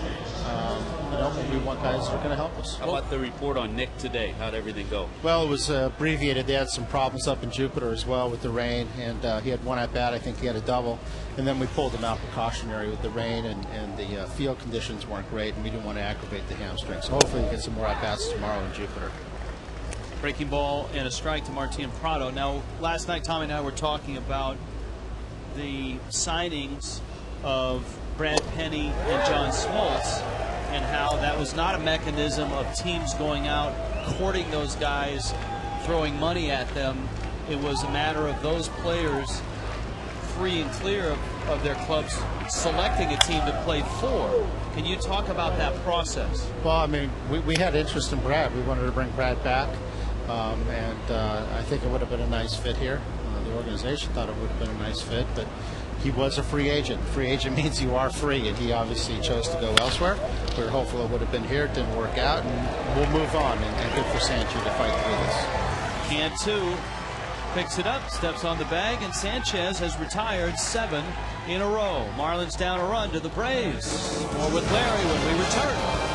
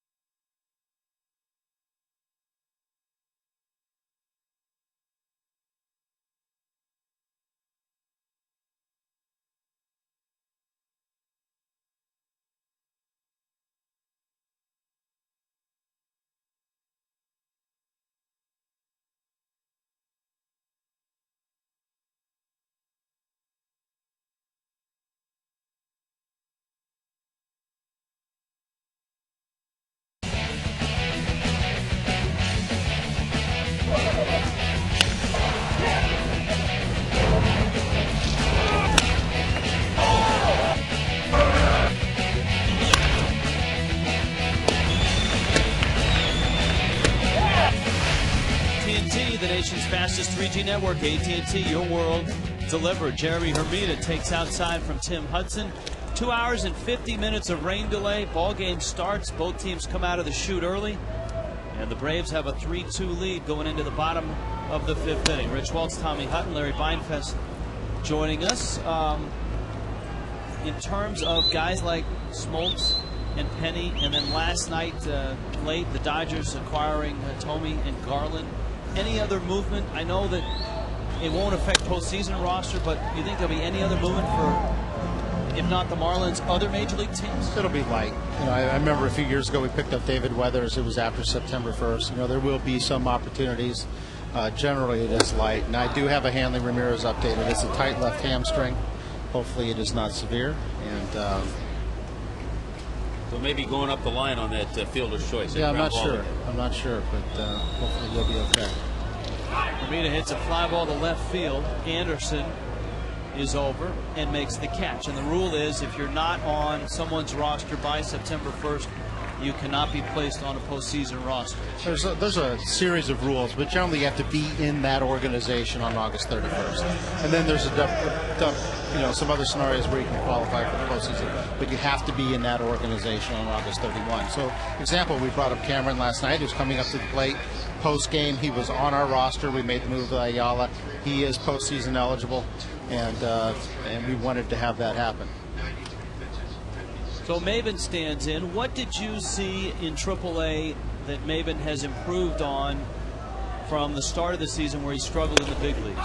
I think pitch recognition, putting the ball in play, cutting down on the strikeouts, using the speed, and really it's just experience. I think we have to remember how young Cameron is. He got to the big leagues very quickly with the Tigers, and then we've moved him pretty quickly here as well. And he just needs at-bats and experience, and that was part of the process. But he worked hard. He did a good job, and those things did improve. Maybe just 22, Asheville, North Carolina. And he's behind in the count, now 0-2. Well, Tim Hudson. He went down, he hit 319. He had 18 doubles, 8 triples. But I think the most important line, if you look at the strikeouts and walks, they're very even, which is good. No, it's very important. And he needs to put the ball in play and utilize that speed because it's a big weapon for him. Hudson misses away. Jake in Jacksonville, 11 years old and now asleep, wanted to ask Mr. Beinfest the importance of minor league championships. And what will the parent club do for the Suns as they head into the playoffs? Well, Jake, I have an 11-year-old son. Hopefully he's asleep as well, but I'm happy to answer your question. We believe we want our young players to learn how to win. It is important. I think you breed championship players at all levels, and winning is important. And the Suns are hopefully playoff bound. They're right now they would qualify at the season end today in the Southern League, and they have a good club there. They have Mike Stanton and Matt Dominguez and Logan Morrison, and they have some they've done a really good job. Obviously, they'd love to have Christian Martinez in their rotation, but he's here helping us now. But it is important, and that club has done well, and we expect them to reach the postseason. Larry, how fun has it been watching Chris Coglin? Oh, wow, Tommy. We've asked a lot of Chris to not only lead off, but to play a different position, and he's just been outstanding. I'm hopeful that the rest of the nation and the writers that are involved and everybody, that he gets recognized for Rookie of the Year. I think he deserves it, and he's just been vital to us. And when you look at what both he and Hanley and what JJ have done, they've helped lead this ball club, and we are in this thing in large part because it's a good team, but also because of their contributions. And Chris has just done an incredible job. 0-1 coming. Coughlin fouls it back, and it's 0-2. Chris from Orlando wants to know what's up with Kyle Skipworth. Notice that he's been out of the lineup. Is he injured? He is injured. He had some small bone chips in his elbow, which I believe we're going to have removed when the season ends. They are not a major big deal. He's actually playing and rehabbing in Jupiter. Coughlin, another hit. There you go, Chris. He's 3 for 3. He had 47 hits in August. And this is September 1st, and he's already got 3 hits tonight. Yeah, I'd say he's off to a pretty good start in September. I would say, and it was a pretty darn good August. Just to finish up on Skippy, he's going to participate in our mini camp, which we have coming up in September. Then we'll make sure that elbow's okay, and he's going to be perfectly fine for spring. How about Arizona Fall League? Do we have any young players going there? We do. Some names we've already brought up: Mike Stanton, Matt Dominguez. They'll both be there.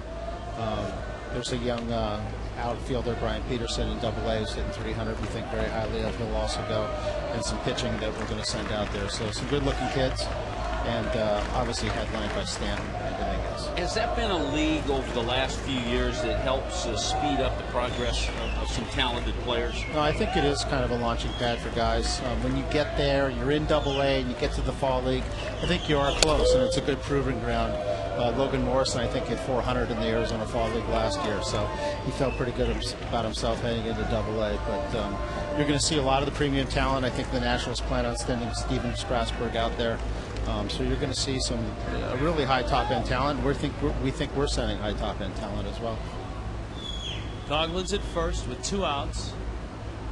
Hudson to the plate, and Helms pops it up back behind first. On the slippery ground is Prado, and he makes the catch. Larry, thanks for coming by, and we'll talk with you. We'll see you in New York, right? You'll see me in New York. You'll see me tomorrow morning in about a half hour. All right, thanks, Larry. All right, Larry Videfest. Braves on top by a run.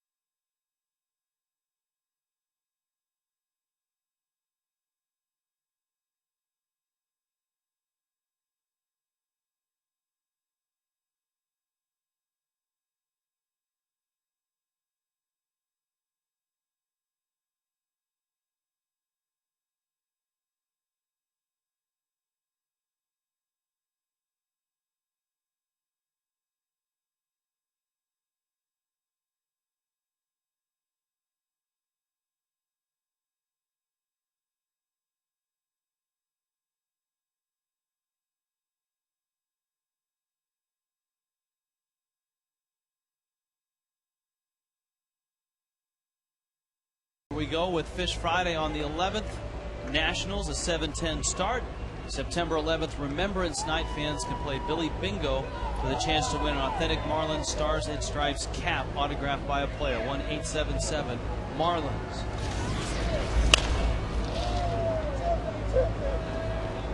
Chipper Jones at the plate.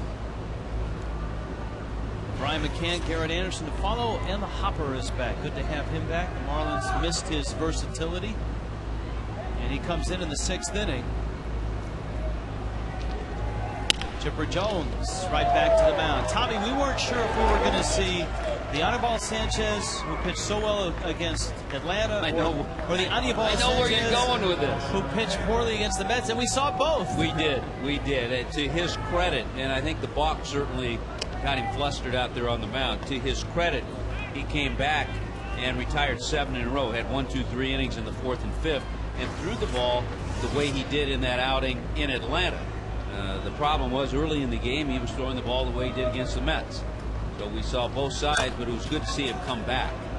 And what a tough matchup for the Hopper to come in and face. Some tough hitters, lefties, Chipper, McCann, Anderson, right off the bat. You got chipper. McCann was trying to bunt with the McCann shift. He's tried that many times against the Marlins this year, and he's been successful at doing that. I would say of all the guys that the Marlins employ this shift against, he's the one who will try other things, try to push a bunt or try to slap a ball up that third base side.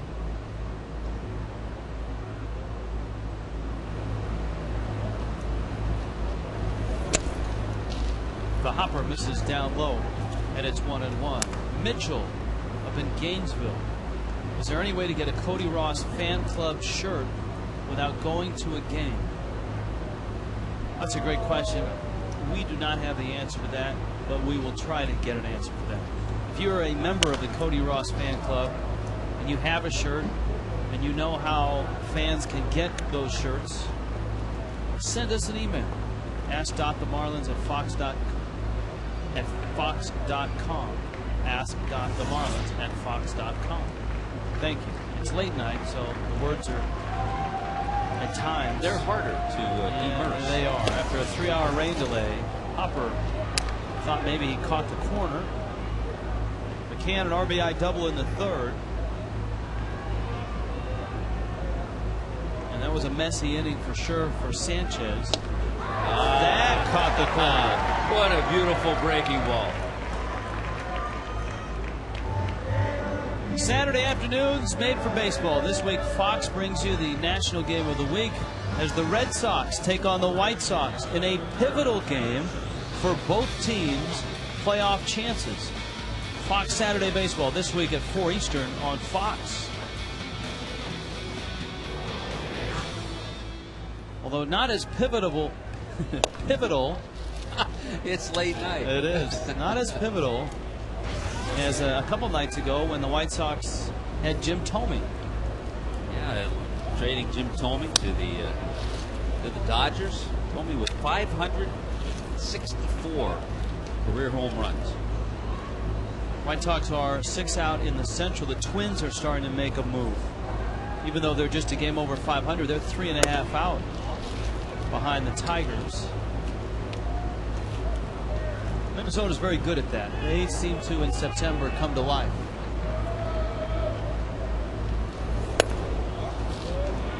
Hopper loses Garrett Anderson. Yeah, they kind of stay close, the Twins. They play solid defense. They play excellent fundamental baseball. And they made a couple of moves. They acquired the big guy, John Roush, to help out in their bullpen. Email from D.C., watching from D.C.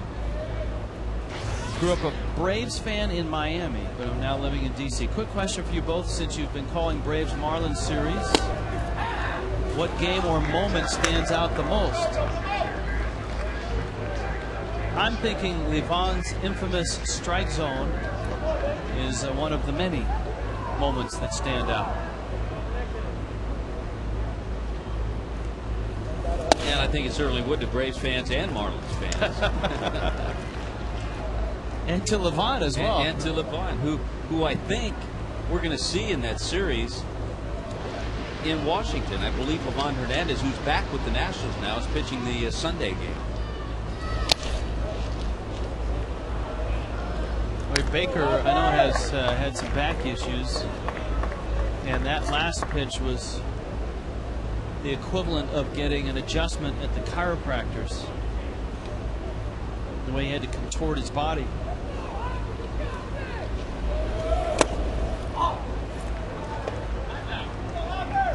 And Bake's on his way out to the mound.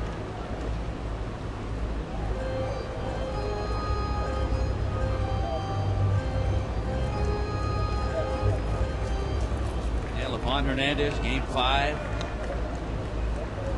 2-1 win, 3 hits, 15 strikeouts. Beat Maddox. Maddox didn't pitch too bad in that game either. That one pulled foul down the third baseline. I'd forgotten Maddox in his 7 innings gave up 2 runs but had 9 strikeouts. Yeah, I mean, if there ever was a guy that could exploit a strike zone, or 2 guys, those were the 2, right? Maddox and Levon Hernandez. Center field, Cody sidles over and makes the catch. Hopper works a scoreless 6. Marlins down a run.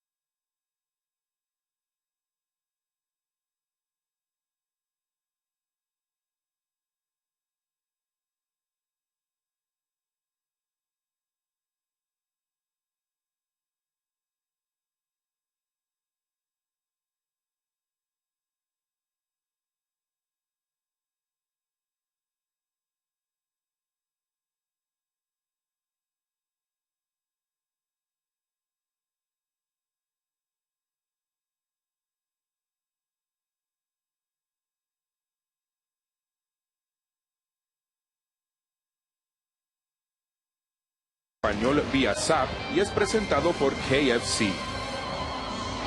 Cookie and Raul, let's see if they're still awake. They are. Emilio Bonifacio. Hi, guys. Guys, what's up? How are you? Richie, how are you? What did you guys do during the rain delay? We talk baseball, of course. For 3 hours? Absolutely. That's what we live for. Wow. What else?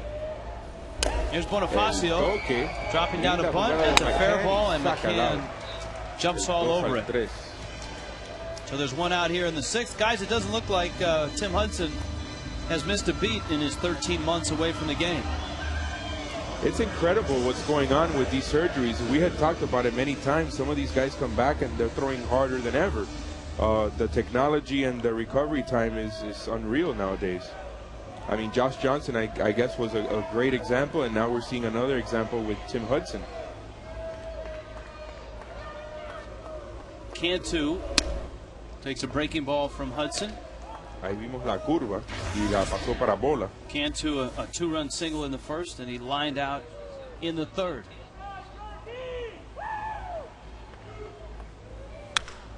Jorge drives one to left center field, hits it pretty well. Long run Infante, and off the wall it goes. Cantu will pull in with a double.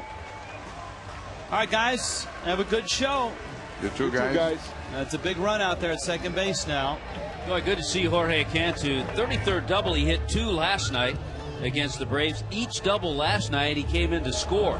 Marlins would love to see that here to at least tie this game, but some good swings.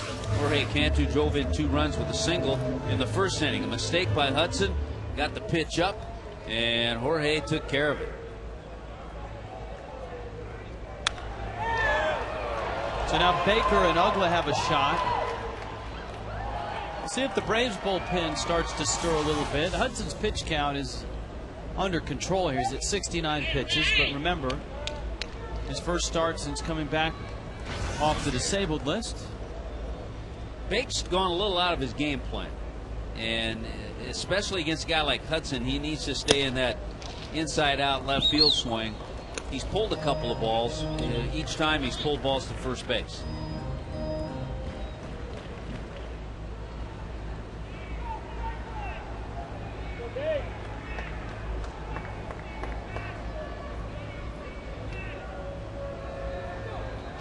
One 0 coming.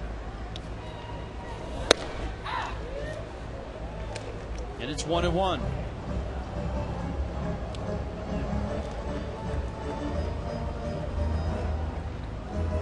Braves bullpen with that Cantu double is up and going. Braves bullpen is really good. The Marlins know that. They've seen middle and back end relief that has been outstanding. Boy, they have to really be pleased at Hudson's outing. Talking about a guy who, for a 4-year span, won 15 or more games when he was with Oakland, and just a solid pitcher. And you know, if they get into postseason, you're not sure where they're going to use him, but they sure have a good arm. Baker fouls it back.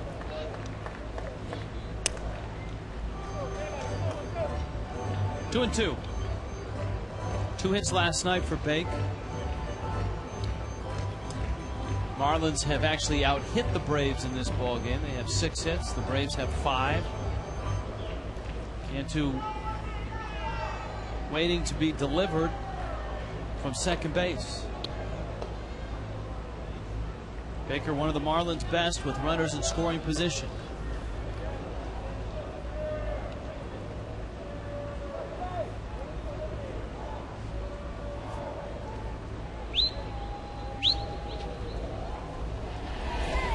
In the dirt. Boy, what a nice block by McCann. That's one that you make no attempt to catch it. You don't think you are. You just try to keep it in front of you. Bounce so far in front of the plate that he just moves over, shifts over, gets his body in front of it, and blocks it. And by doing that, you can't get any jump and get off second base.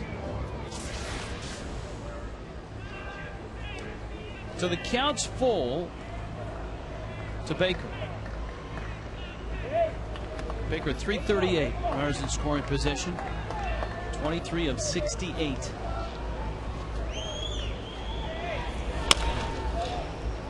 Another roller, first base side. That one's foul.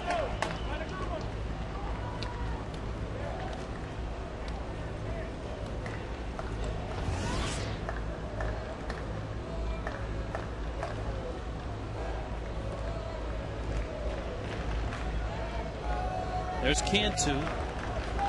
This is a guy Bake probably followed when he was in Cal. That's right. Bake, a big Oakland A's fan growing up. And he takes down low. So John Baker trots down to first. It's the 6th inning. It's our Coors Light freeze cam inning. Let's freeze a hopper sinker, shall we?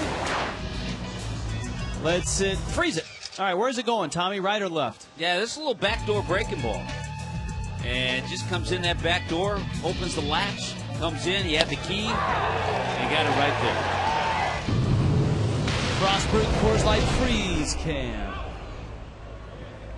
First and second, 1 out.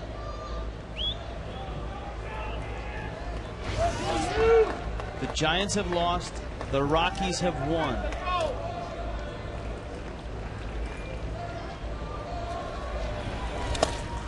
I would expect that some of the Rockies have gone into the clubhouse and are looking up, and they see the Marlins and the Braves playing, and they think maybe they're replaying the game. But this is live. Yeah, this is not a replay. A 3-hour rain delay before the start of this game. Come on, Rich, only 2 hours and 50 minutes. It sounds much sexier, Tommy. 3 hours. Off-speed pitch. And the Braves really have, against Ugla, and you even go back into last night, and including Hudson's start tonight, they have fed Dan a steady diet of breaking stuff. Yeah, Kawakami last night, lots of slow breaking balls.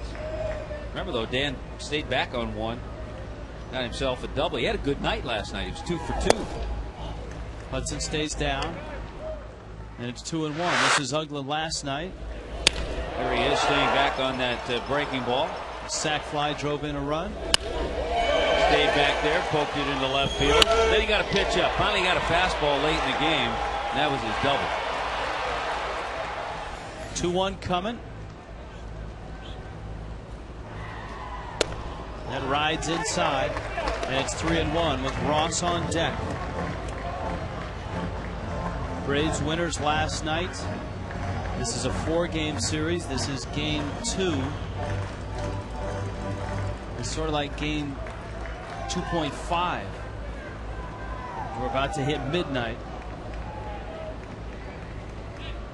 3-1. A little slide piece. Yeah, just a perfect pitch. Not what you want to go after 3-1. Borderline, but a good pitch. He's had to work this inning. The Marlins have made Hudson work. It'll be interesting if he loses Ugla, what Bobby Cox will do, because his bullpen's ready.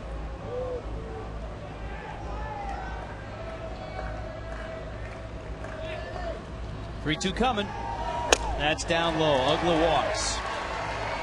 Went with the patented sinker. And that walk, number 77 on the year, that ties his career high. That's one of the areas he's made big strides in this year. The strikeouts project to be down, and the walks project to be up. Bobby Cox. He's made his decision. He's going to the bullpen. Bags are loaded in a one-run game. Here's Armaruti called to the bullpen. When you need a car, truck or van, who you gonna call? Maruti!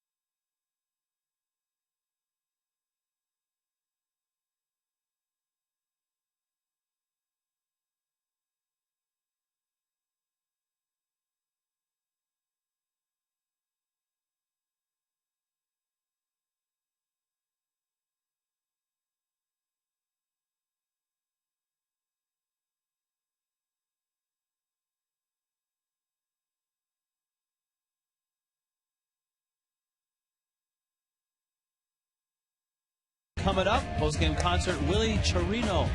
Following a fireworks spectacular, the Marlins take on the Nationals at 6:10. Celebrate Hispanic Heritage Night. Fans get a Marlins body flag, courtesy of Delta Dental, 1-877 Marlins.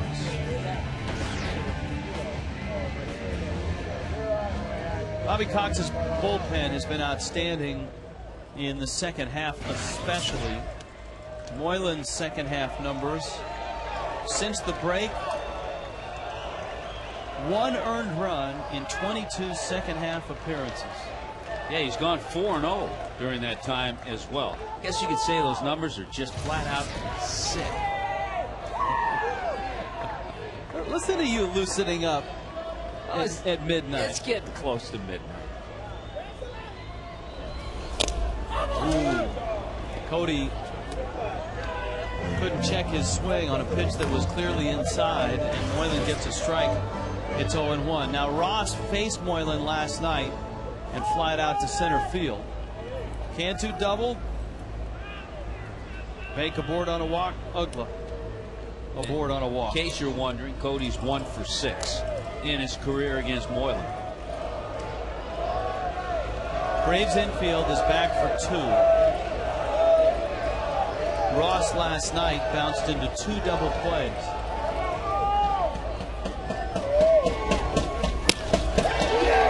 Up the middle, out there. He bounces into another double play, and the Marlins leave a couple. Peter Moylan has been nailed in the second half.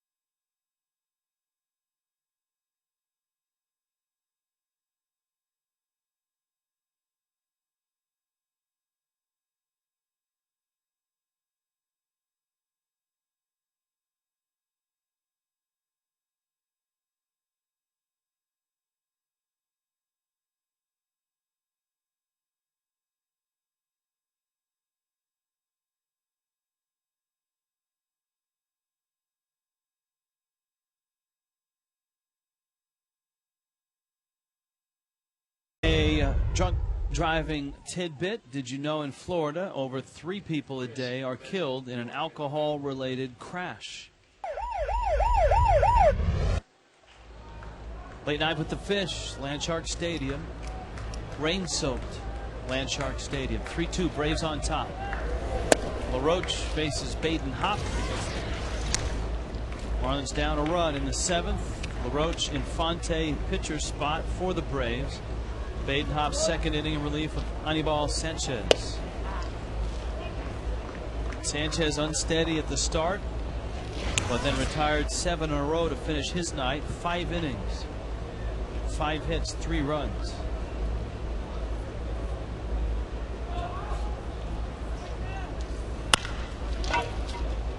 Ground ball out Uggla's way. Send me a card. And goes to first in time. There's one out. Florida residents. The Marlins have just announced an online ticket offer exclusively for you. On Friday, September 11th, Florida residents and their families can purchase infield box seats for just $20. Visit marlins.com/Florida residents. Marlins baseball.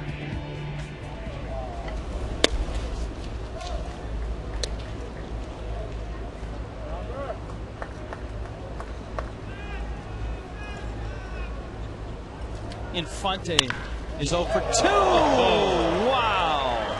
Wes Helms.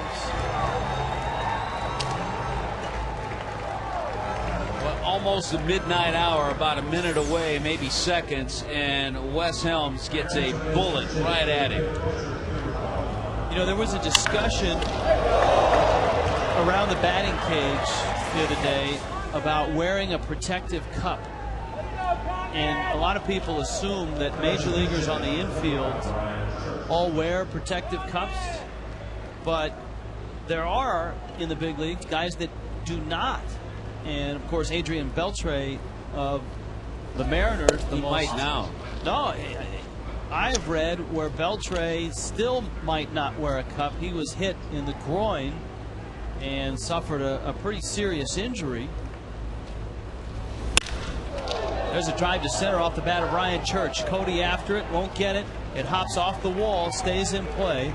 And Church, a 2-out pinch hit double. But Church has been bothered a little bit by a back issue, but came off the bench after all that time. Didn't take too long and ripped one off the center field wall.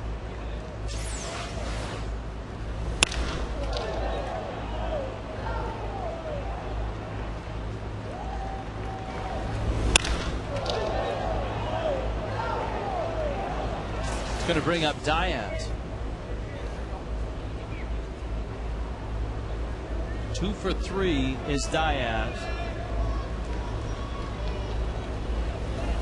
And Baden Hop misses inside. So Diaz continues his trend, over 400 in his career against the Marlins. There's some Marlin fans in Tallahassee with mixed feelings right now with Diaz up there. Former Seminole, who just enjoyed one of the best months he's ever had in the big leagues. And you know, Bobby Cox said it the other day, he's an underrated hitter. A guy whose career average is well over 300. Yeah, it's not just the Marlins that he hits. He has a unique style. We've talked about it. The feet move around a lot. The other thing, you have to admire Bobby Cox, of course, a guy who's 4th all-time in wins. He's not afraid to make moves. Since he's moved Diaz into the #1 spot, he's hit close to 500. This is 6th game hitting first. He struck him out. Baden Hop strikes out Diaz. 2 scoreless innings for Burt Baden Hop. Marlins still down a run.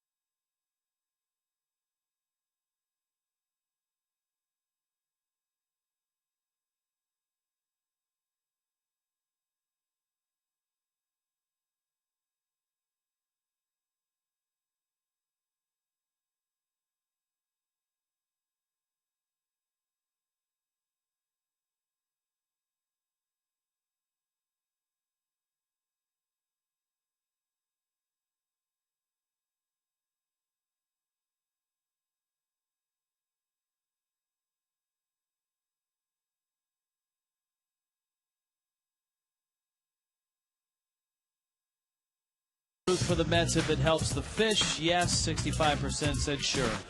Why not? And I'm with them, although the Mets tonight lost in Colorado. Biggest surprise in 09, the Rockies' resurgence, the Cubs' failure, the Mets disintegrating, or the Texas Rangers hanging in there in the American League West. Before the tag team of Gonzalez and Soriano take over, Chris Medlin is going to try to pitch the 7th. Hermida, a pinch hitter, and then Coghlan. And you saw Texas on that list. They're starting to drop a little bit. They entered play tonight 4 games behind the Red Sox in that wild card. And the Rangers have a split doubleheader. They won the first game against Toronto 5-2.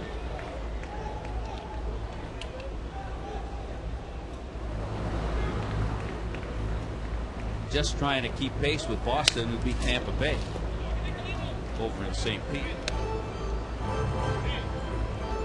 Renault Pinto, Pepper in Tallahassee. How many baseballs are typically used on a night with a soaked field like tonight? Not that many more. I don't think it's a great deal more, because a lot of balls are thrown out of play now anytime it skips in the dirt. There are probably a few more. It's about the same. What is it, about 6 or 8 dozen? Yes. Somewhere in that area. And there's that out pitch of Medlin's, a good changeup. Real aggressive approach. Has a breaking ball, but his out pitch is that good changeup.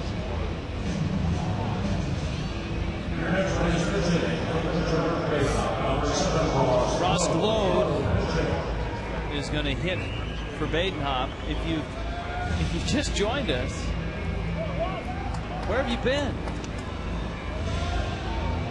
And we do want to remind our viewing audience this is not a replay, because some of our games, I think most of them are actually replayed early morning hours. So if you have just joined us, Hanley Ramirez has left this ball game with discomfort in one of his hamstrings. And so the Marlins have Emilio Bonifacio in the ball game at short.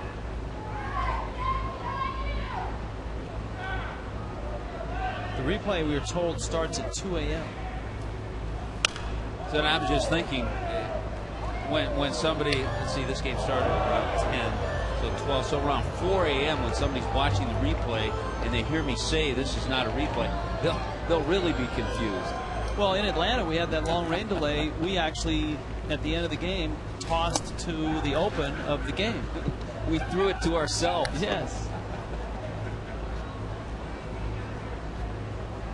1-2 to Claude.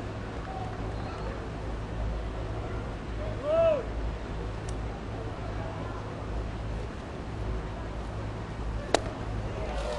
there it is again. Change up, 2 strikeouts with it. And up comes Coghlan, who is 3 for 3.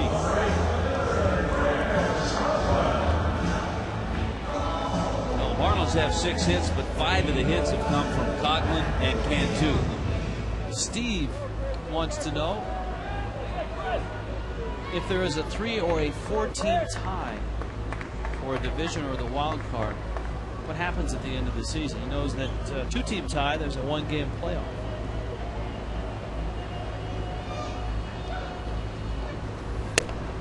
Three-team tie is an intricate. I think somebody gets a bye. Yeah, 2 teams play, and then they play the winner. There's some sort of determination as to who gets that bye.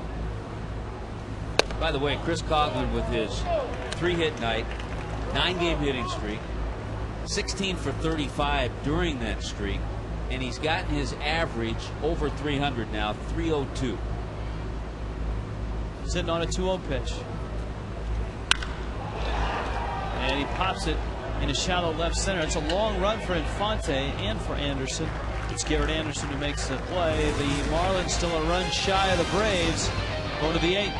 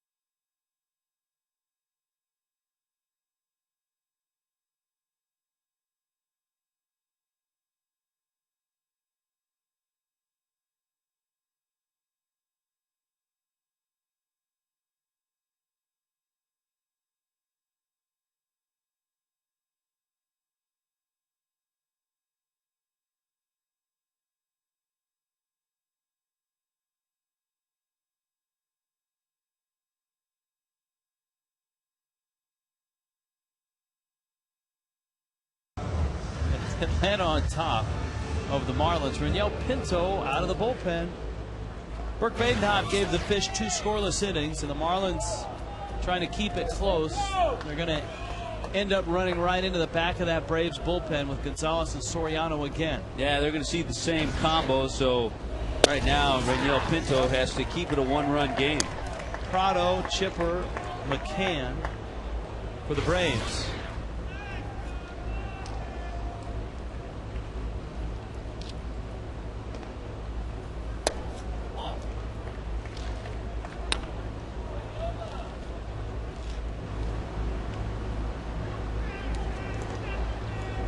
Prado single back in the first. Fielder's choice. He's the guy that scored on the balk by Anibal Sanchez. High fly ball right field. Hermida trots in and makes the catch. Time for the State of the Game hold today, brought to you by Just for Men Hair Color, who's holding tonight Braves career hold leaders. Mike Remlinger, Grabowski, Greg McMichael.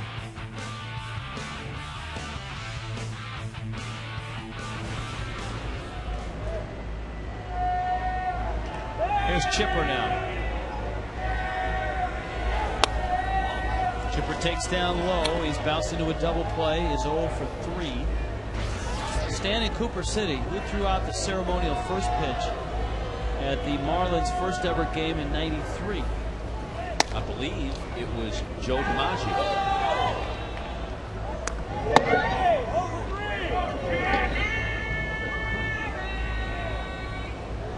Ross from South Florida, a Florida State student. We've had a lot of Florida State students. They're not going to school up in Tallahassee.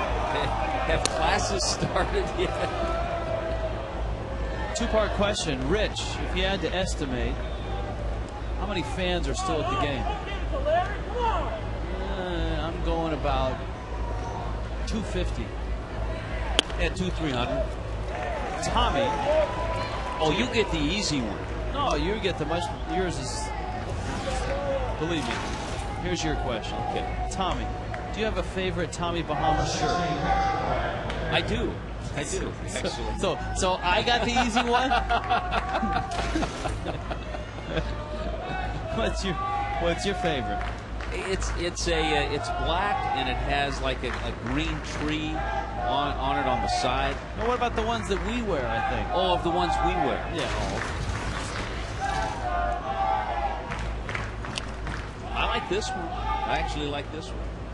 The blue. The blue one. Yeah. The blue flowery one. That's a good one. How about you? Which one do you like? I like the Tommy Bahama polos that have the actual marlin on them. And I would go blue in that one as well. Strike to McCann. That third inning, really an inning that is coming back to haunt the Marlins. Sanchez walked Tim Hudson to lead off the inning. Diaz singled. Prado bounced into a fielder's choice. Runners at the corners. When Sanchez balked. That after he had struck Chipper Jones out. That's pulled into right field. That's a base hit. Hermida up with the ball. Jones stops at second. McCann has a base hit. It looked like Sanchez had pitched out of that inning. He had Chipper struck out. McCann was up there. Battled and battled. And with a full count and 2 outs, for some reason, Anibal Sanchez turned to throw to first, and the first baseman, Jorge Cantu, was nowhere near the bag, and a balk was called, a run scored. Well, keep in mind, with the count full and 2 out, Jorge Cantu had moved back behind the runner. Now, I don't know if there was communication. There should be. The pitcher needs to know that. Of course, McCann would go on to double and drive in the other run.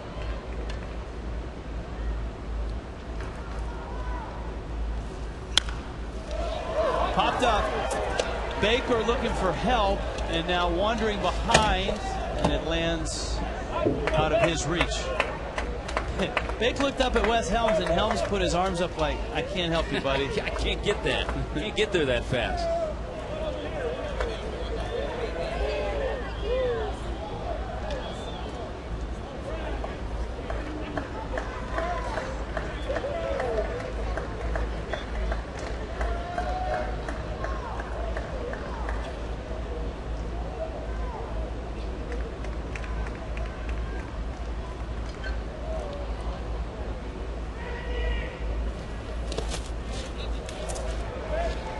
Big knocks it down.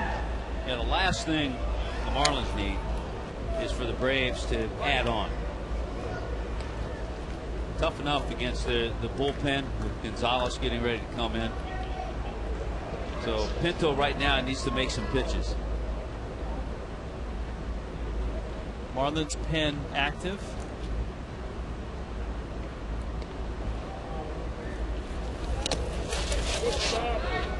Baker has become a crash test dummy behind home plate. Yeah, right now Pinto can't get the changeup hole.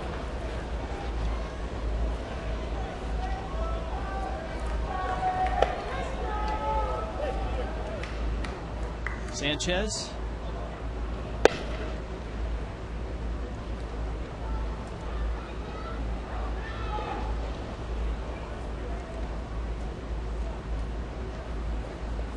Escobar is on deck.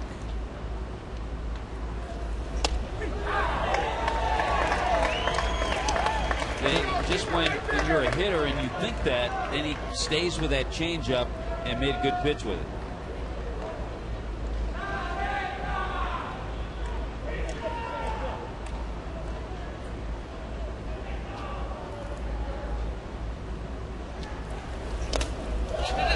Straight up, Baker just holds on.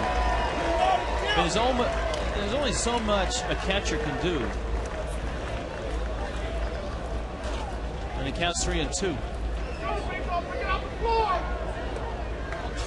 Well, it's frustrating when you just give them the opportunity. Not the greatest of efforts by Baker to try to backhand that ball, but I think he thought he could catch it before it hit the ground.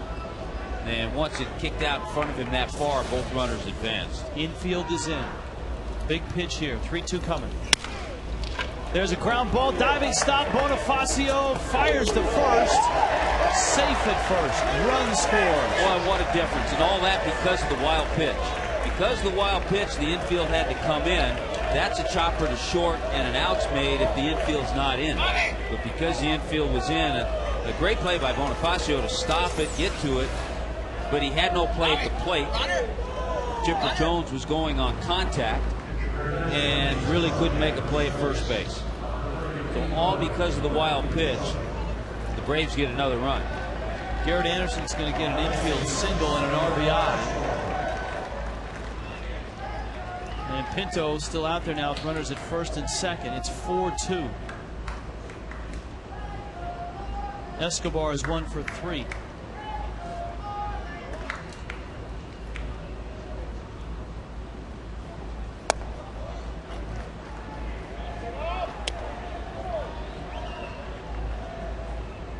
Gorecki is the pinch runner.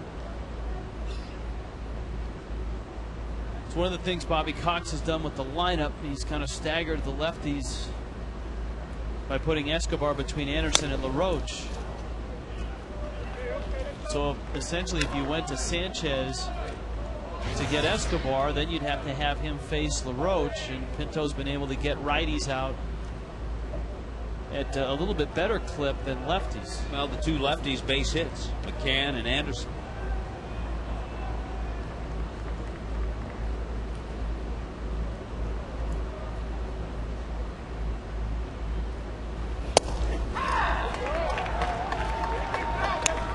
One and two.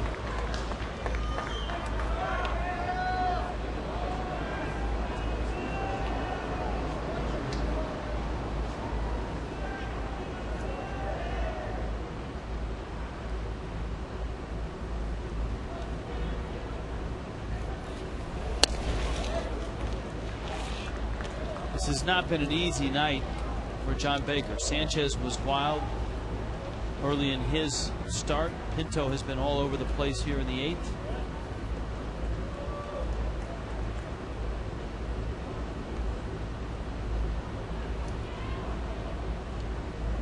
Here's his 2-2. Slowly hit and foul.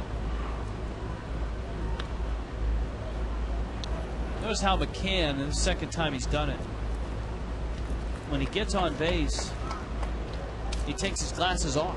He uses them to catch, he uses them to hit, but when he's on base, he feels better with the glasses off. Well, no fogging up. He can see just as well. Been quite an adjustment for him.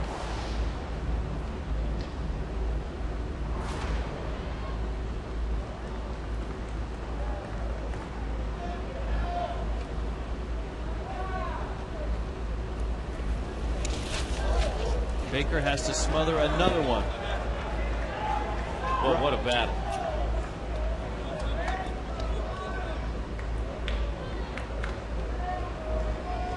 This is turning into one of those 30-pitch innings. Pinto's already thrown 22, and he's got just one out.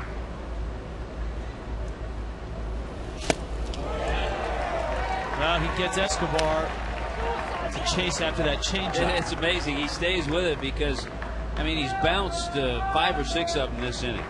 The last thing Escobar thought with a 3-2 pitch, he said, I'm not going to see the changeup. And he saw the changeup, and that's why he was out front.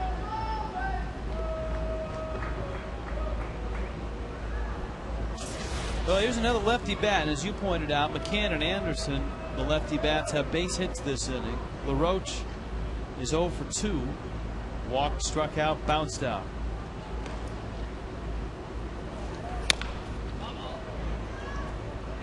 And it's 0-1. Rob wants to know if there's any word on Hanley's injury.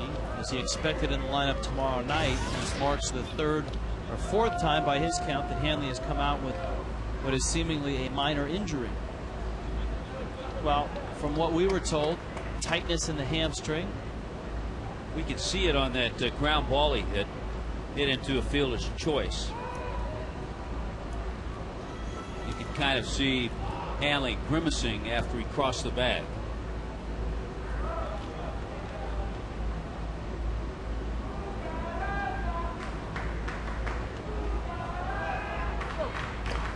Here's the 0-1 at the knees. Here's a look at that ground ball, Rob, since you missed it. Running pretty well, even as he gets to the bag, but as he crosses the bag, you can see his face. And it was after that that he came out of the game. Tight left hamstring.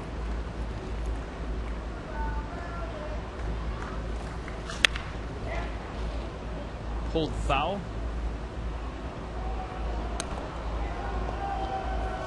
Tommy and Rich, I try to watch every game, but I'm disappointed that the Marlins will change their name to the Miami Marlins. Why is the name going to change? And that's from Steven.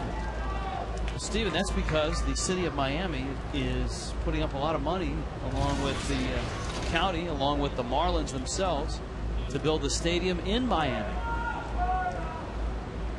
I think the name is okay for the Heat and for the Dolphins, so I think it'll work for the Marlins.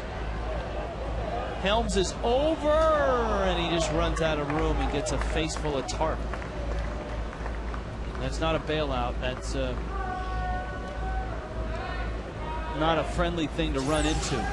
Nah, just as he got close, he tried to lean on that tarp, but with no tarp, he's able to get there and make the play. But then again, with no tarp, we wouldn't be playing.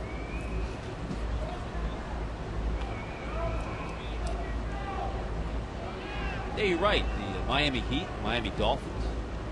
Nobody complains about those names.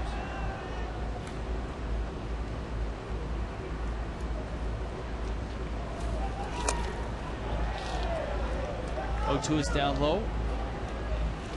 1-2.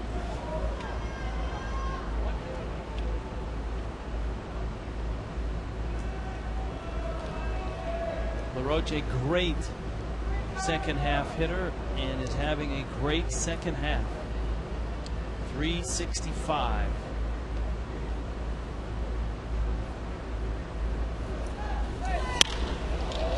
High fly ball, left field. Coughlin back now in, makes the catch. The Marlins are down 2. It's Gonzalez and Soriano to the Marlins. They got to face now.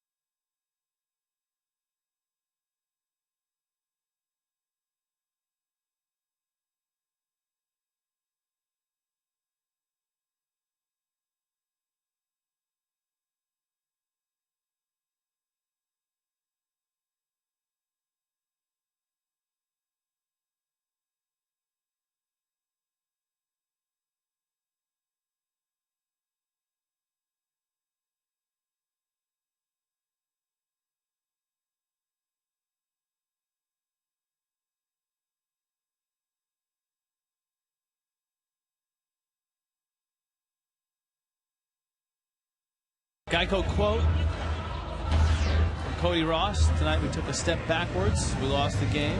We got to come back and not give up. We've got time. We've got to start now. And that was about last night's loss. Tonight, 2-hour and 50-minute rain delay.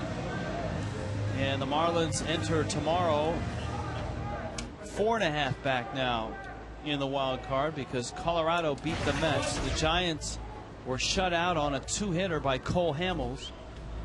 And the gyrating Mike Gonzalez into the ball game. Marlins have had trouble with him this year. Reed Gorecki stays in the game. Yeah, remember he came in pinch run for Anderson.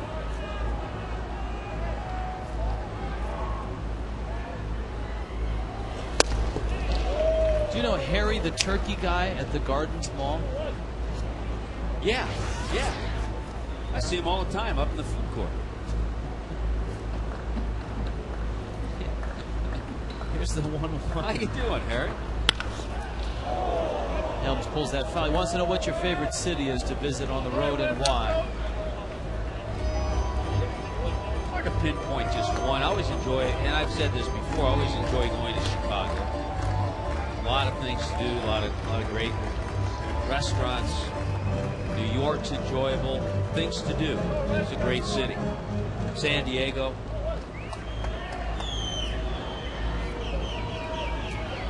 There's the 1-2. Helms fouls it back. Tommy, even without Shea, New York is still up there, huh? See, I know Craig was a little surprised that I was. I thought Craig was home and in bed. No, I've been trying to. You know, there's a We great. haven't heard from Craig in 3 hours. I've been chasing. There's a scout from Arizona named Luke Wren who was watching Hudson. He told me, come by after Hudson leaves and I'll talk to you. And unfortunately, when Hudson left, by the time I got over, he was already gone.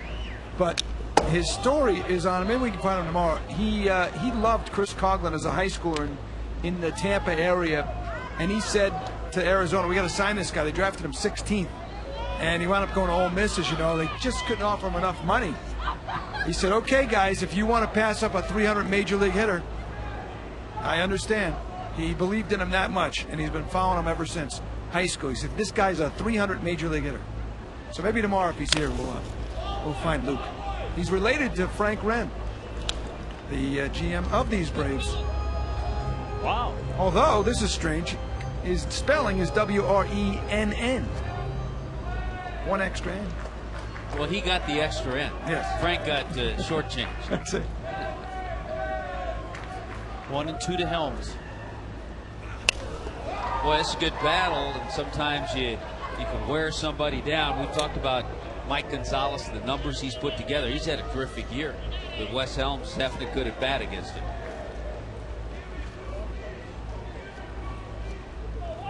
These guys play the deepest outfield of anybody. Gorecki is as deep as you can get in left. Infante is deep in center. Helms hits it deep in left, but down the line and foul. It wouldn't have mattered how deep they were playing. That had home run distance. He just pulled that breaking ball a little too quickly. Well, since these guys are both healthy, Gonzalez and Soriano, the Braves bullpen has been outstanding. You add in Moylan and the great second half that he's had.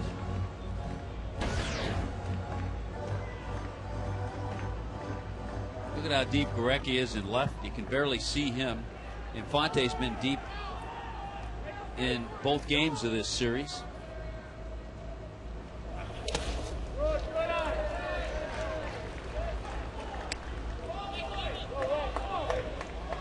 Two and two. 10th pitch coming, Rich, to Wes Helms in this at bat.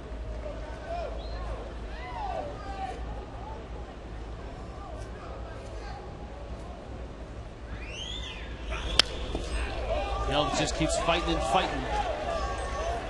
And it's 2-2 again. Helms, Bonifacio, Cantu in the 8th. Remember, no Hanley. He's out with a tight hamstring. No Glode. He's already pinch hit. Wow. away, a little trouble with his footing as he planted to throw that pitch, but way outside and high. Watch his front foot.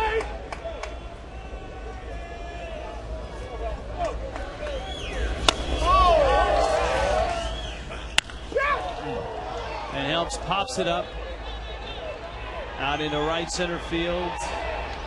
Diaz comes in and makes the catch.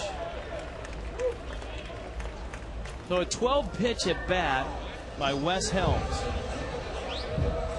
And here comes Bonifacio. Well, the Marlins just haven't been able to generate offense. They had 3 hits, scored their 2 runs in the first inning. They've had 3 hits since that first inning, so 6 hits total in the game.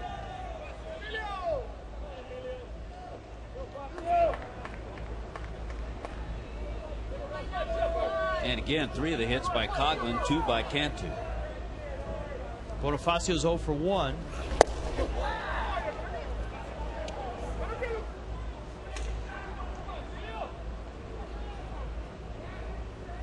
Last 10 games, though he has not played regularly,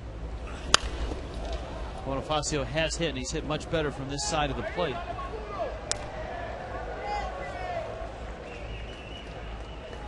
Yeah, Bonifacio against lefties hitting .314.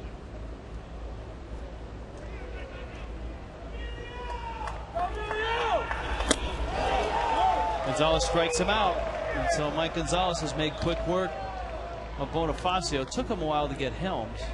Boy, nasty breaking ball, good slider after a couple of fastballs.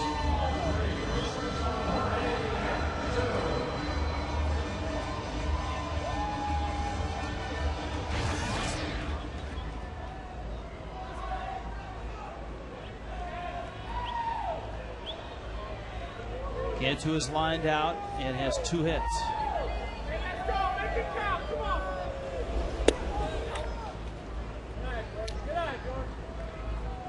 We told you about Moylan and the second half numbers that he's had. Gonzalez, second half to be proud of as well. 21 games, 2 unearned runs in 19 2/3 innings. That's it. 2 unearned runs. A couple of the big reasons the Braves have gone 26-17 since the All-Star break. You add the solid starts that they get from their starters, and then the consistency they've gotten from these 2 guys out of the bullpen. No swing. 3-1. The Braves rotation, Hudson makes a nice re-entry into the rotation tonight. Cantu muscles one into left field, a 2-out single. 3 hits for Jorge.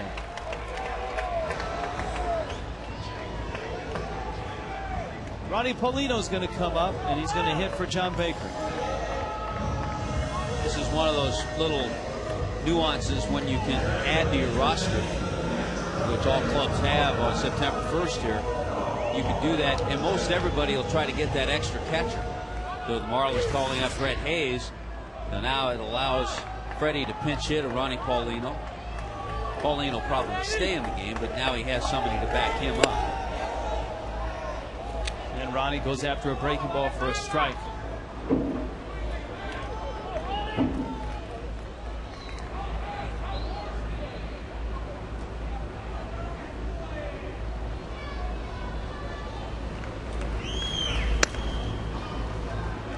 Marlins have used Maben.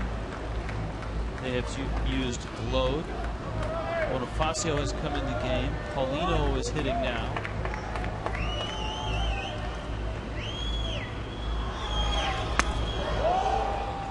And he has swung at 2 pitches in the dirt.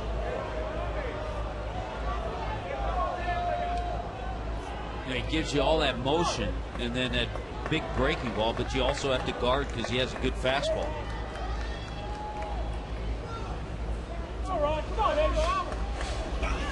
There's the fastball. And it was a good one. He strikes out Paulino. Gonzalez still hasn't given up an earned run. since the All-Star break.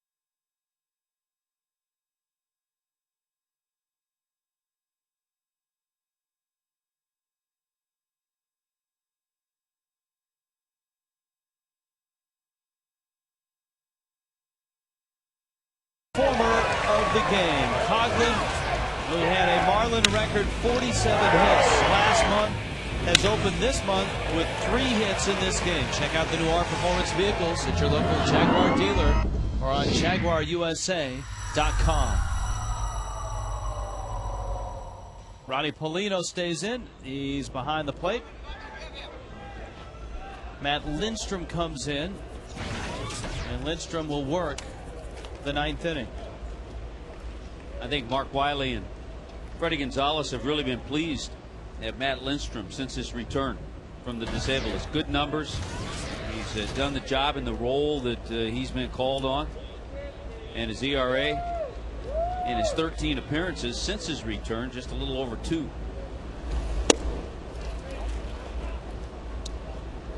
Infante is 0 for 3. He may have hit the hardest ball of the night, though. The one that knocked Wes Helms over at third base. If Wes's glove wasn't broken in at the time, it is now.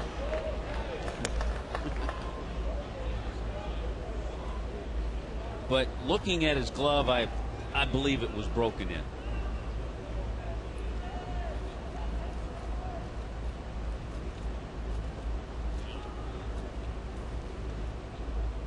One coming. And it's 1-2. Soriano is up. And that's kind of the way things have played out for the last few Marlins and Braves game. The matchups in Atlanta and the matchups here. Marlins fall behind, and then at the end they get Gonzalez and they get Soriano, and oftentimes in the middle they get Moylan and Medlin. And they've been matchups that have not been good ones for the Marlins.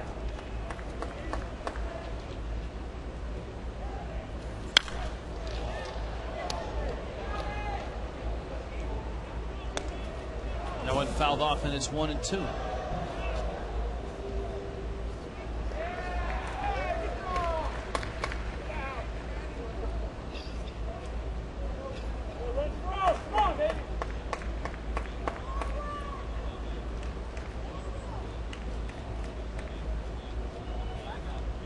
Time called. Infante steps out. Alvaro from the email bag, watching the Houston series, seeing how annoying the Tejada at-bats were, illustrates how important a guy like Nick Johnson is to the Marlins lineup. That's a great point. And in his estimation, Johnson a big part of that 10-hit streak where the Marlins had double digits. was it 15 games? 15 straight games. Your thoughts from Alvaro? Oh, there's no question about it. I think there were some of those games after Nick Johnson was hurt and was not playing, but still a huge part of that. And it is a lot more fun having him on your side and seeing those at bats. That's for sure.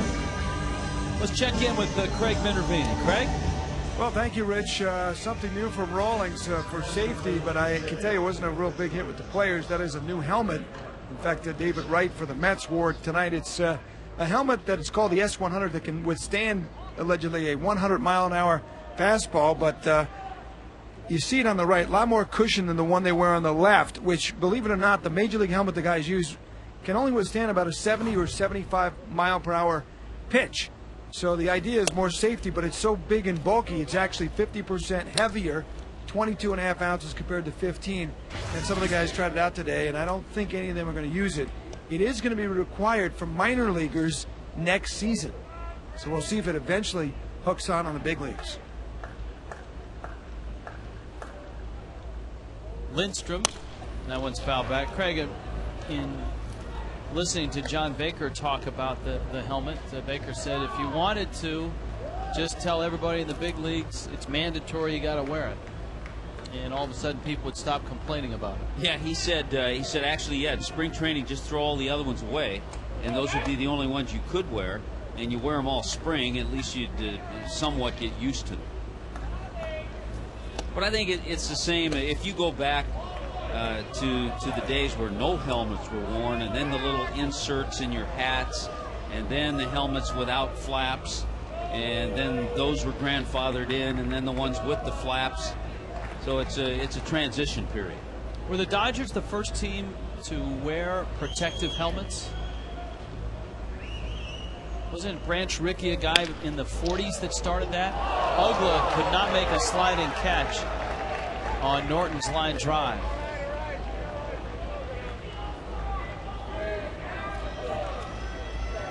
You know, that's a good question. I don't know. I'm thinking there were times that Don Zimmer, who was with the Dodgers, was beamed numerous times, and so maybe because of that, yeah, they could have been. That's a base hit, by the way, for Norton.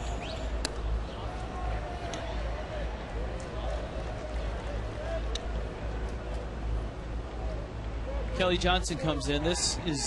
Get used to this, because this is September baseball, where you've got a bazillion guys because the rosters expand, and many teams will have a parade of pinch runners, pinch hitters, new pitchers throughout a ball game.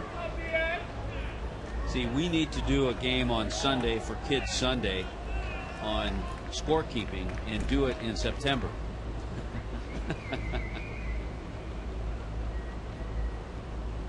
Or like a spring training game the first week of spring training. Diaz up with 1 out. Diaz is 2 for 4. Well, just about everything in baseball is finishing up or has already finished. They're still playing in Oakland, it looks like. 4-3 Kansas City in the 8th. Still playing at Dodger Stadium. 3-3 Arizona and the Doyers. Padres beat the Nationals 4-1 earlier tonight. Cole Hamels a 2-hit shutout to beat the Giants. And the Rockies beat the Mets. Rockies getting back up on their feet after that weekend in San Francisco. Anderson's running, Paulino's throwing. That's a stolen base. Kelly Johnson, the pinch runner, didn't have a whole lot of time to get loose. Kelly Johnson's first stolen base this year.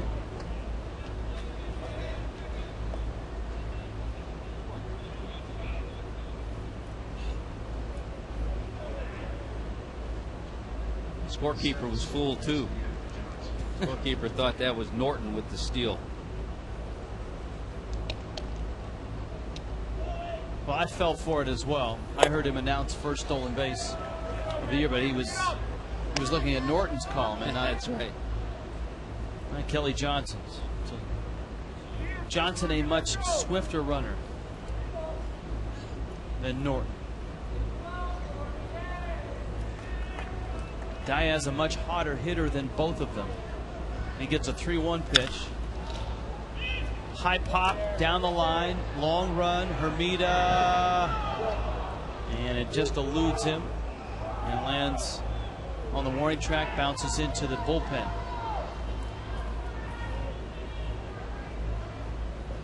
Dodgers just got a home run in the bottom of the 7th. Nat Kemp 4-3 over Arizona. Kemp with a solid year, 23 home runs, 87 RBIs.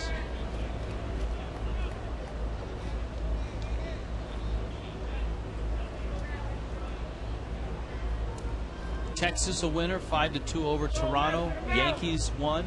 They beat Baltimore 9-6.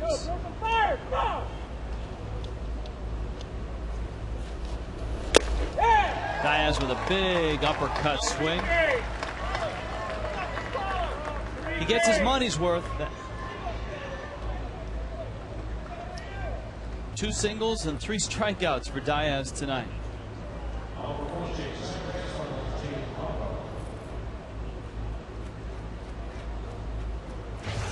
Kind of an oddity. We mentioned the Texas Rangers with a split doubleheader against Toronto. Texas won each game 5-2.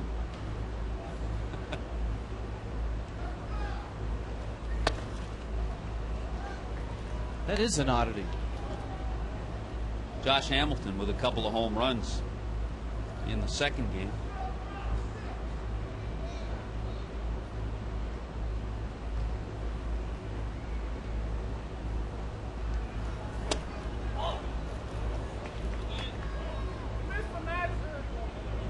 Well, certainly important to go after Prado and not have to worry about dealing with Chipper Jones, who's on deck. Kelly Johnson.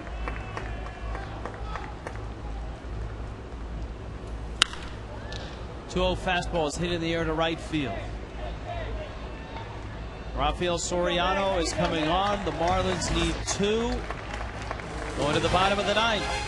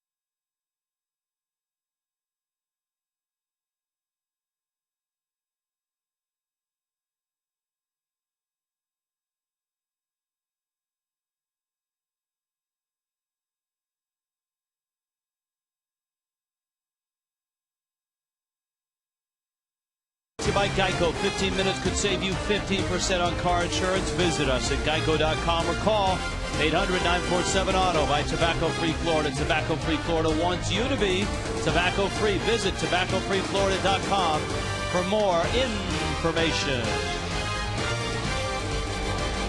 4-2 Braves. Long time coming, this one. 2-hour and 50-minute rain delay, and now into the bottom of the 9th. And now it's Rafael Soriano, 20 saves, 61st appearance, and a nice slender 2.40 ERA, and his fastball is up to Dan Uggla. Uggla, Ross, Hermida, and then the pitcher spot, and the Marlins are really thin on pinch hitters.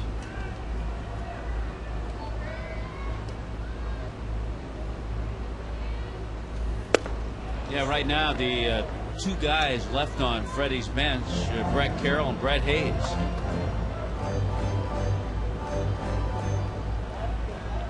Soriano has 3 saves against the Marlins this year. Uggla takes outside. He worked last night, did Soriano. Marlins got a run off him. Uggla actually doubled to right center. Cantu also doubled, but he did punch out 2. Uggla hits that ball to deep left center field. Infante going back to the track, looks up. That ball's gone. Tonight, or this morning, his name is Dan Uggla. Well, I tell you what, he launched that ball. For a minute, you almost thought he missed it and got under it a little bit too much, but he has so much power that he's still able to drive it deep over that scoreboard. And with Infante playing so deep, he only had to take a few steps and he was on the warning track, just over that National League scoreboard. And Dan Uggla, there's the importance of that run that the Braves got at the top of the 8th. Absolutely. Here's Cody Ross, who takes down low. Cody Ross has had a frustrating night and a frustrating series. Uggla's 24th of the season. Ross is 0 for 3 and he's bounced into a double play. He was 0 for 4 last night and he bounced into 2 double plays.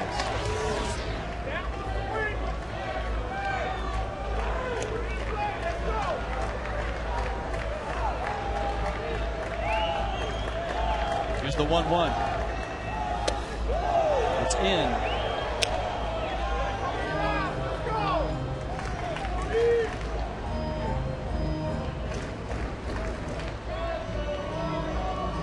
Boone Logan in the bullpen, which tells you that maybe Soriano doesn't have a lot in the tank if they've got Boone Logan up in the pen. A little bit in the tank there on a 95-mile-an-hour fastball, which goes back to last night that he came in the game and it wasn't a save situation. And he did give up a run. The Marlins were able to get a run off Soriano. Double by Cantu, the RBI double by Uggla.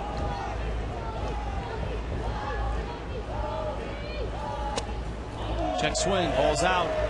That's 3-2 now. Ross just trying to get on base. Brett Carroll, Brett Hayes with bats.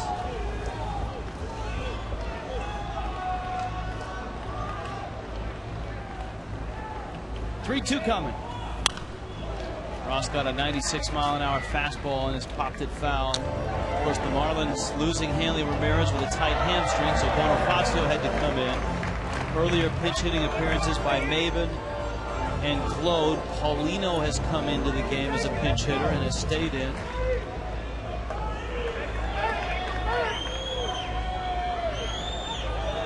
(3-2). Cody just missed that one. We'll see if Soriano sticks with the fastballs. Well, the last 2 pitches have been his good fastball.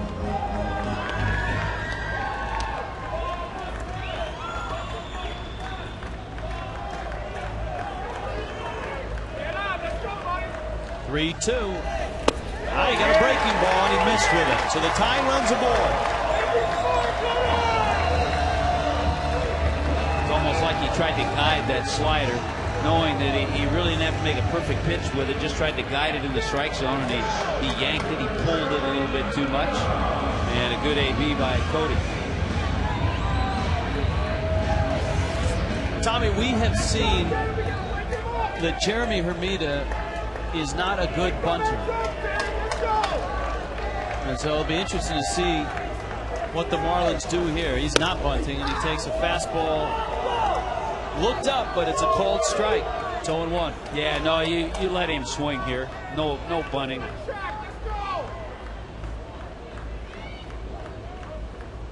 mainly because he's a left-handed bat.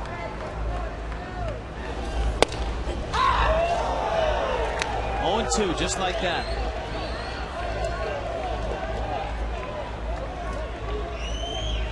Brett Carroll is on deck.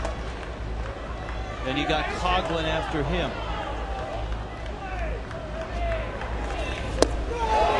Struck him out. Well, that's almost a giveaway at bat, and he lost it when he had a call not go his way on the first pitch. And boy, you have to keep your concentration every pitch. He ended up taking another fastball for a strike and then chasing a slider for strike 3. Not a good at bat at all, and it all started with that call on the first pitch.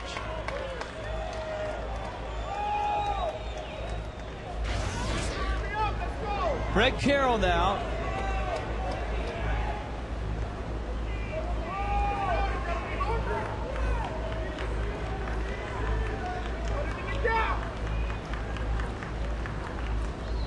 And Soriano goes over to first. Ross not a real stolen base threat.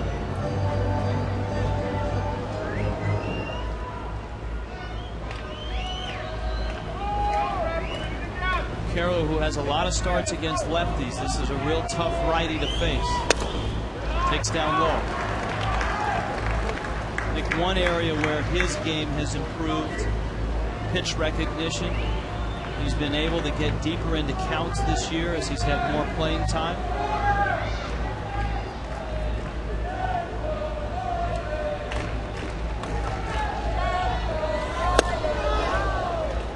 '96. Brett Carroll has never faced Rafael Soriano.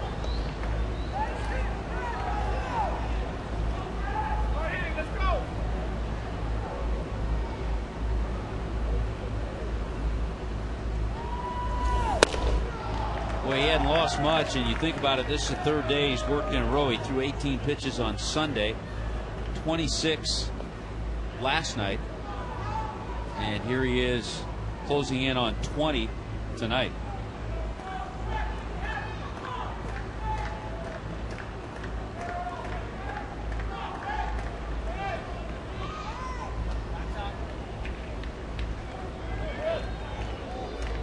Well, he's thrown 2 fastballs flat by him.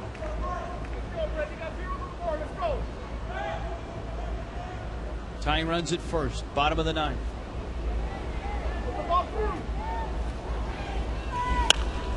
And Carroll gets a piece of this one.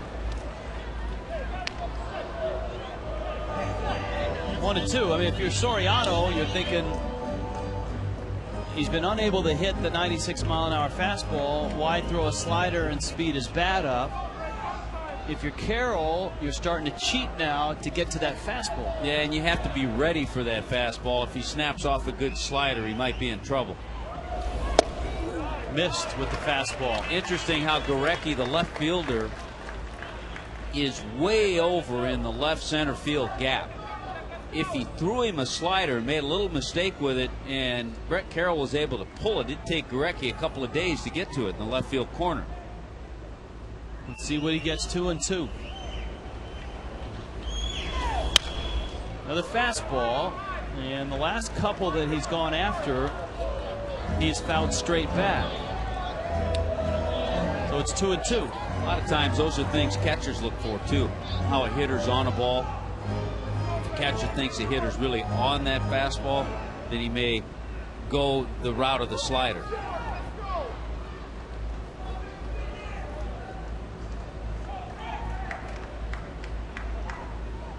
Now looks like he wanted something off speed. Here's the 2-2. Slider, tapper toward short. There's 1, and there is 2. And the Braves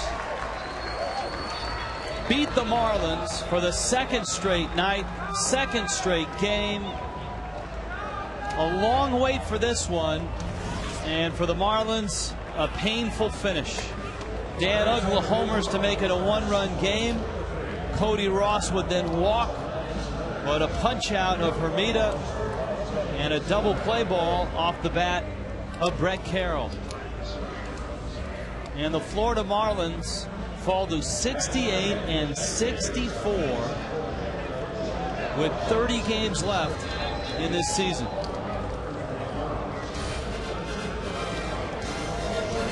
It's a final early in the morning in South Florida, 4-3 Atlanta.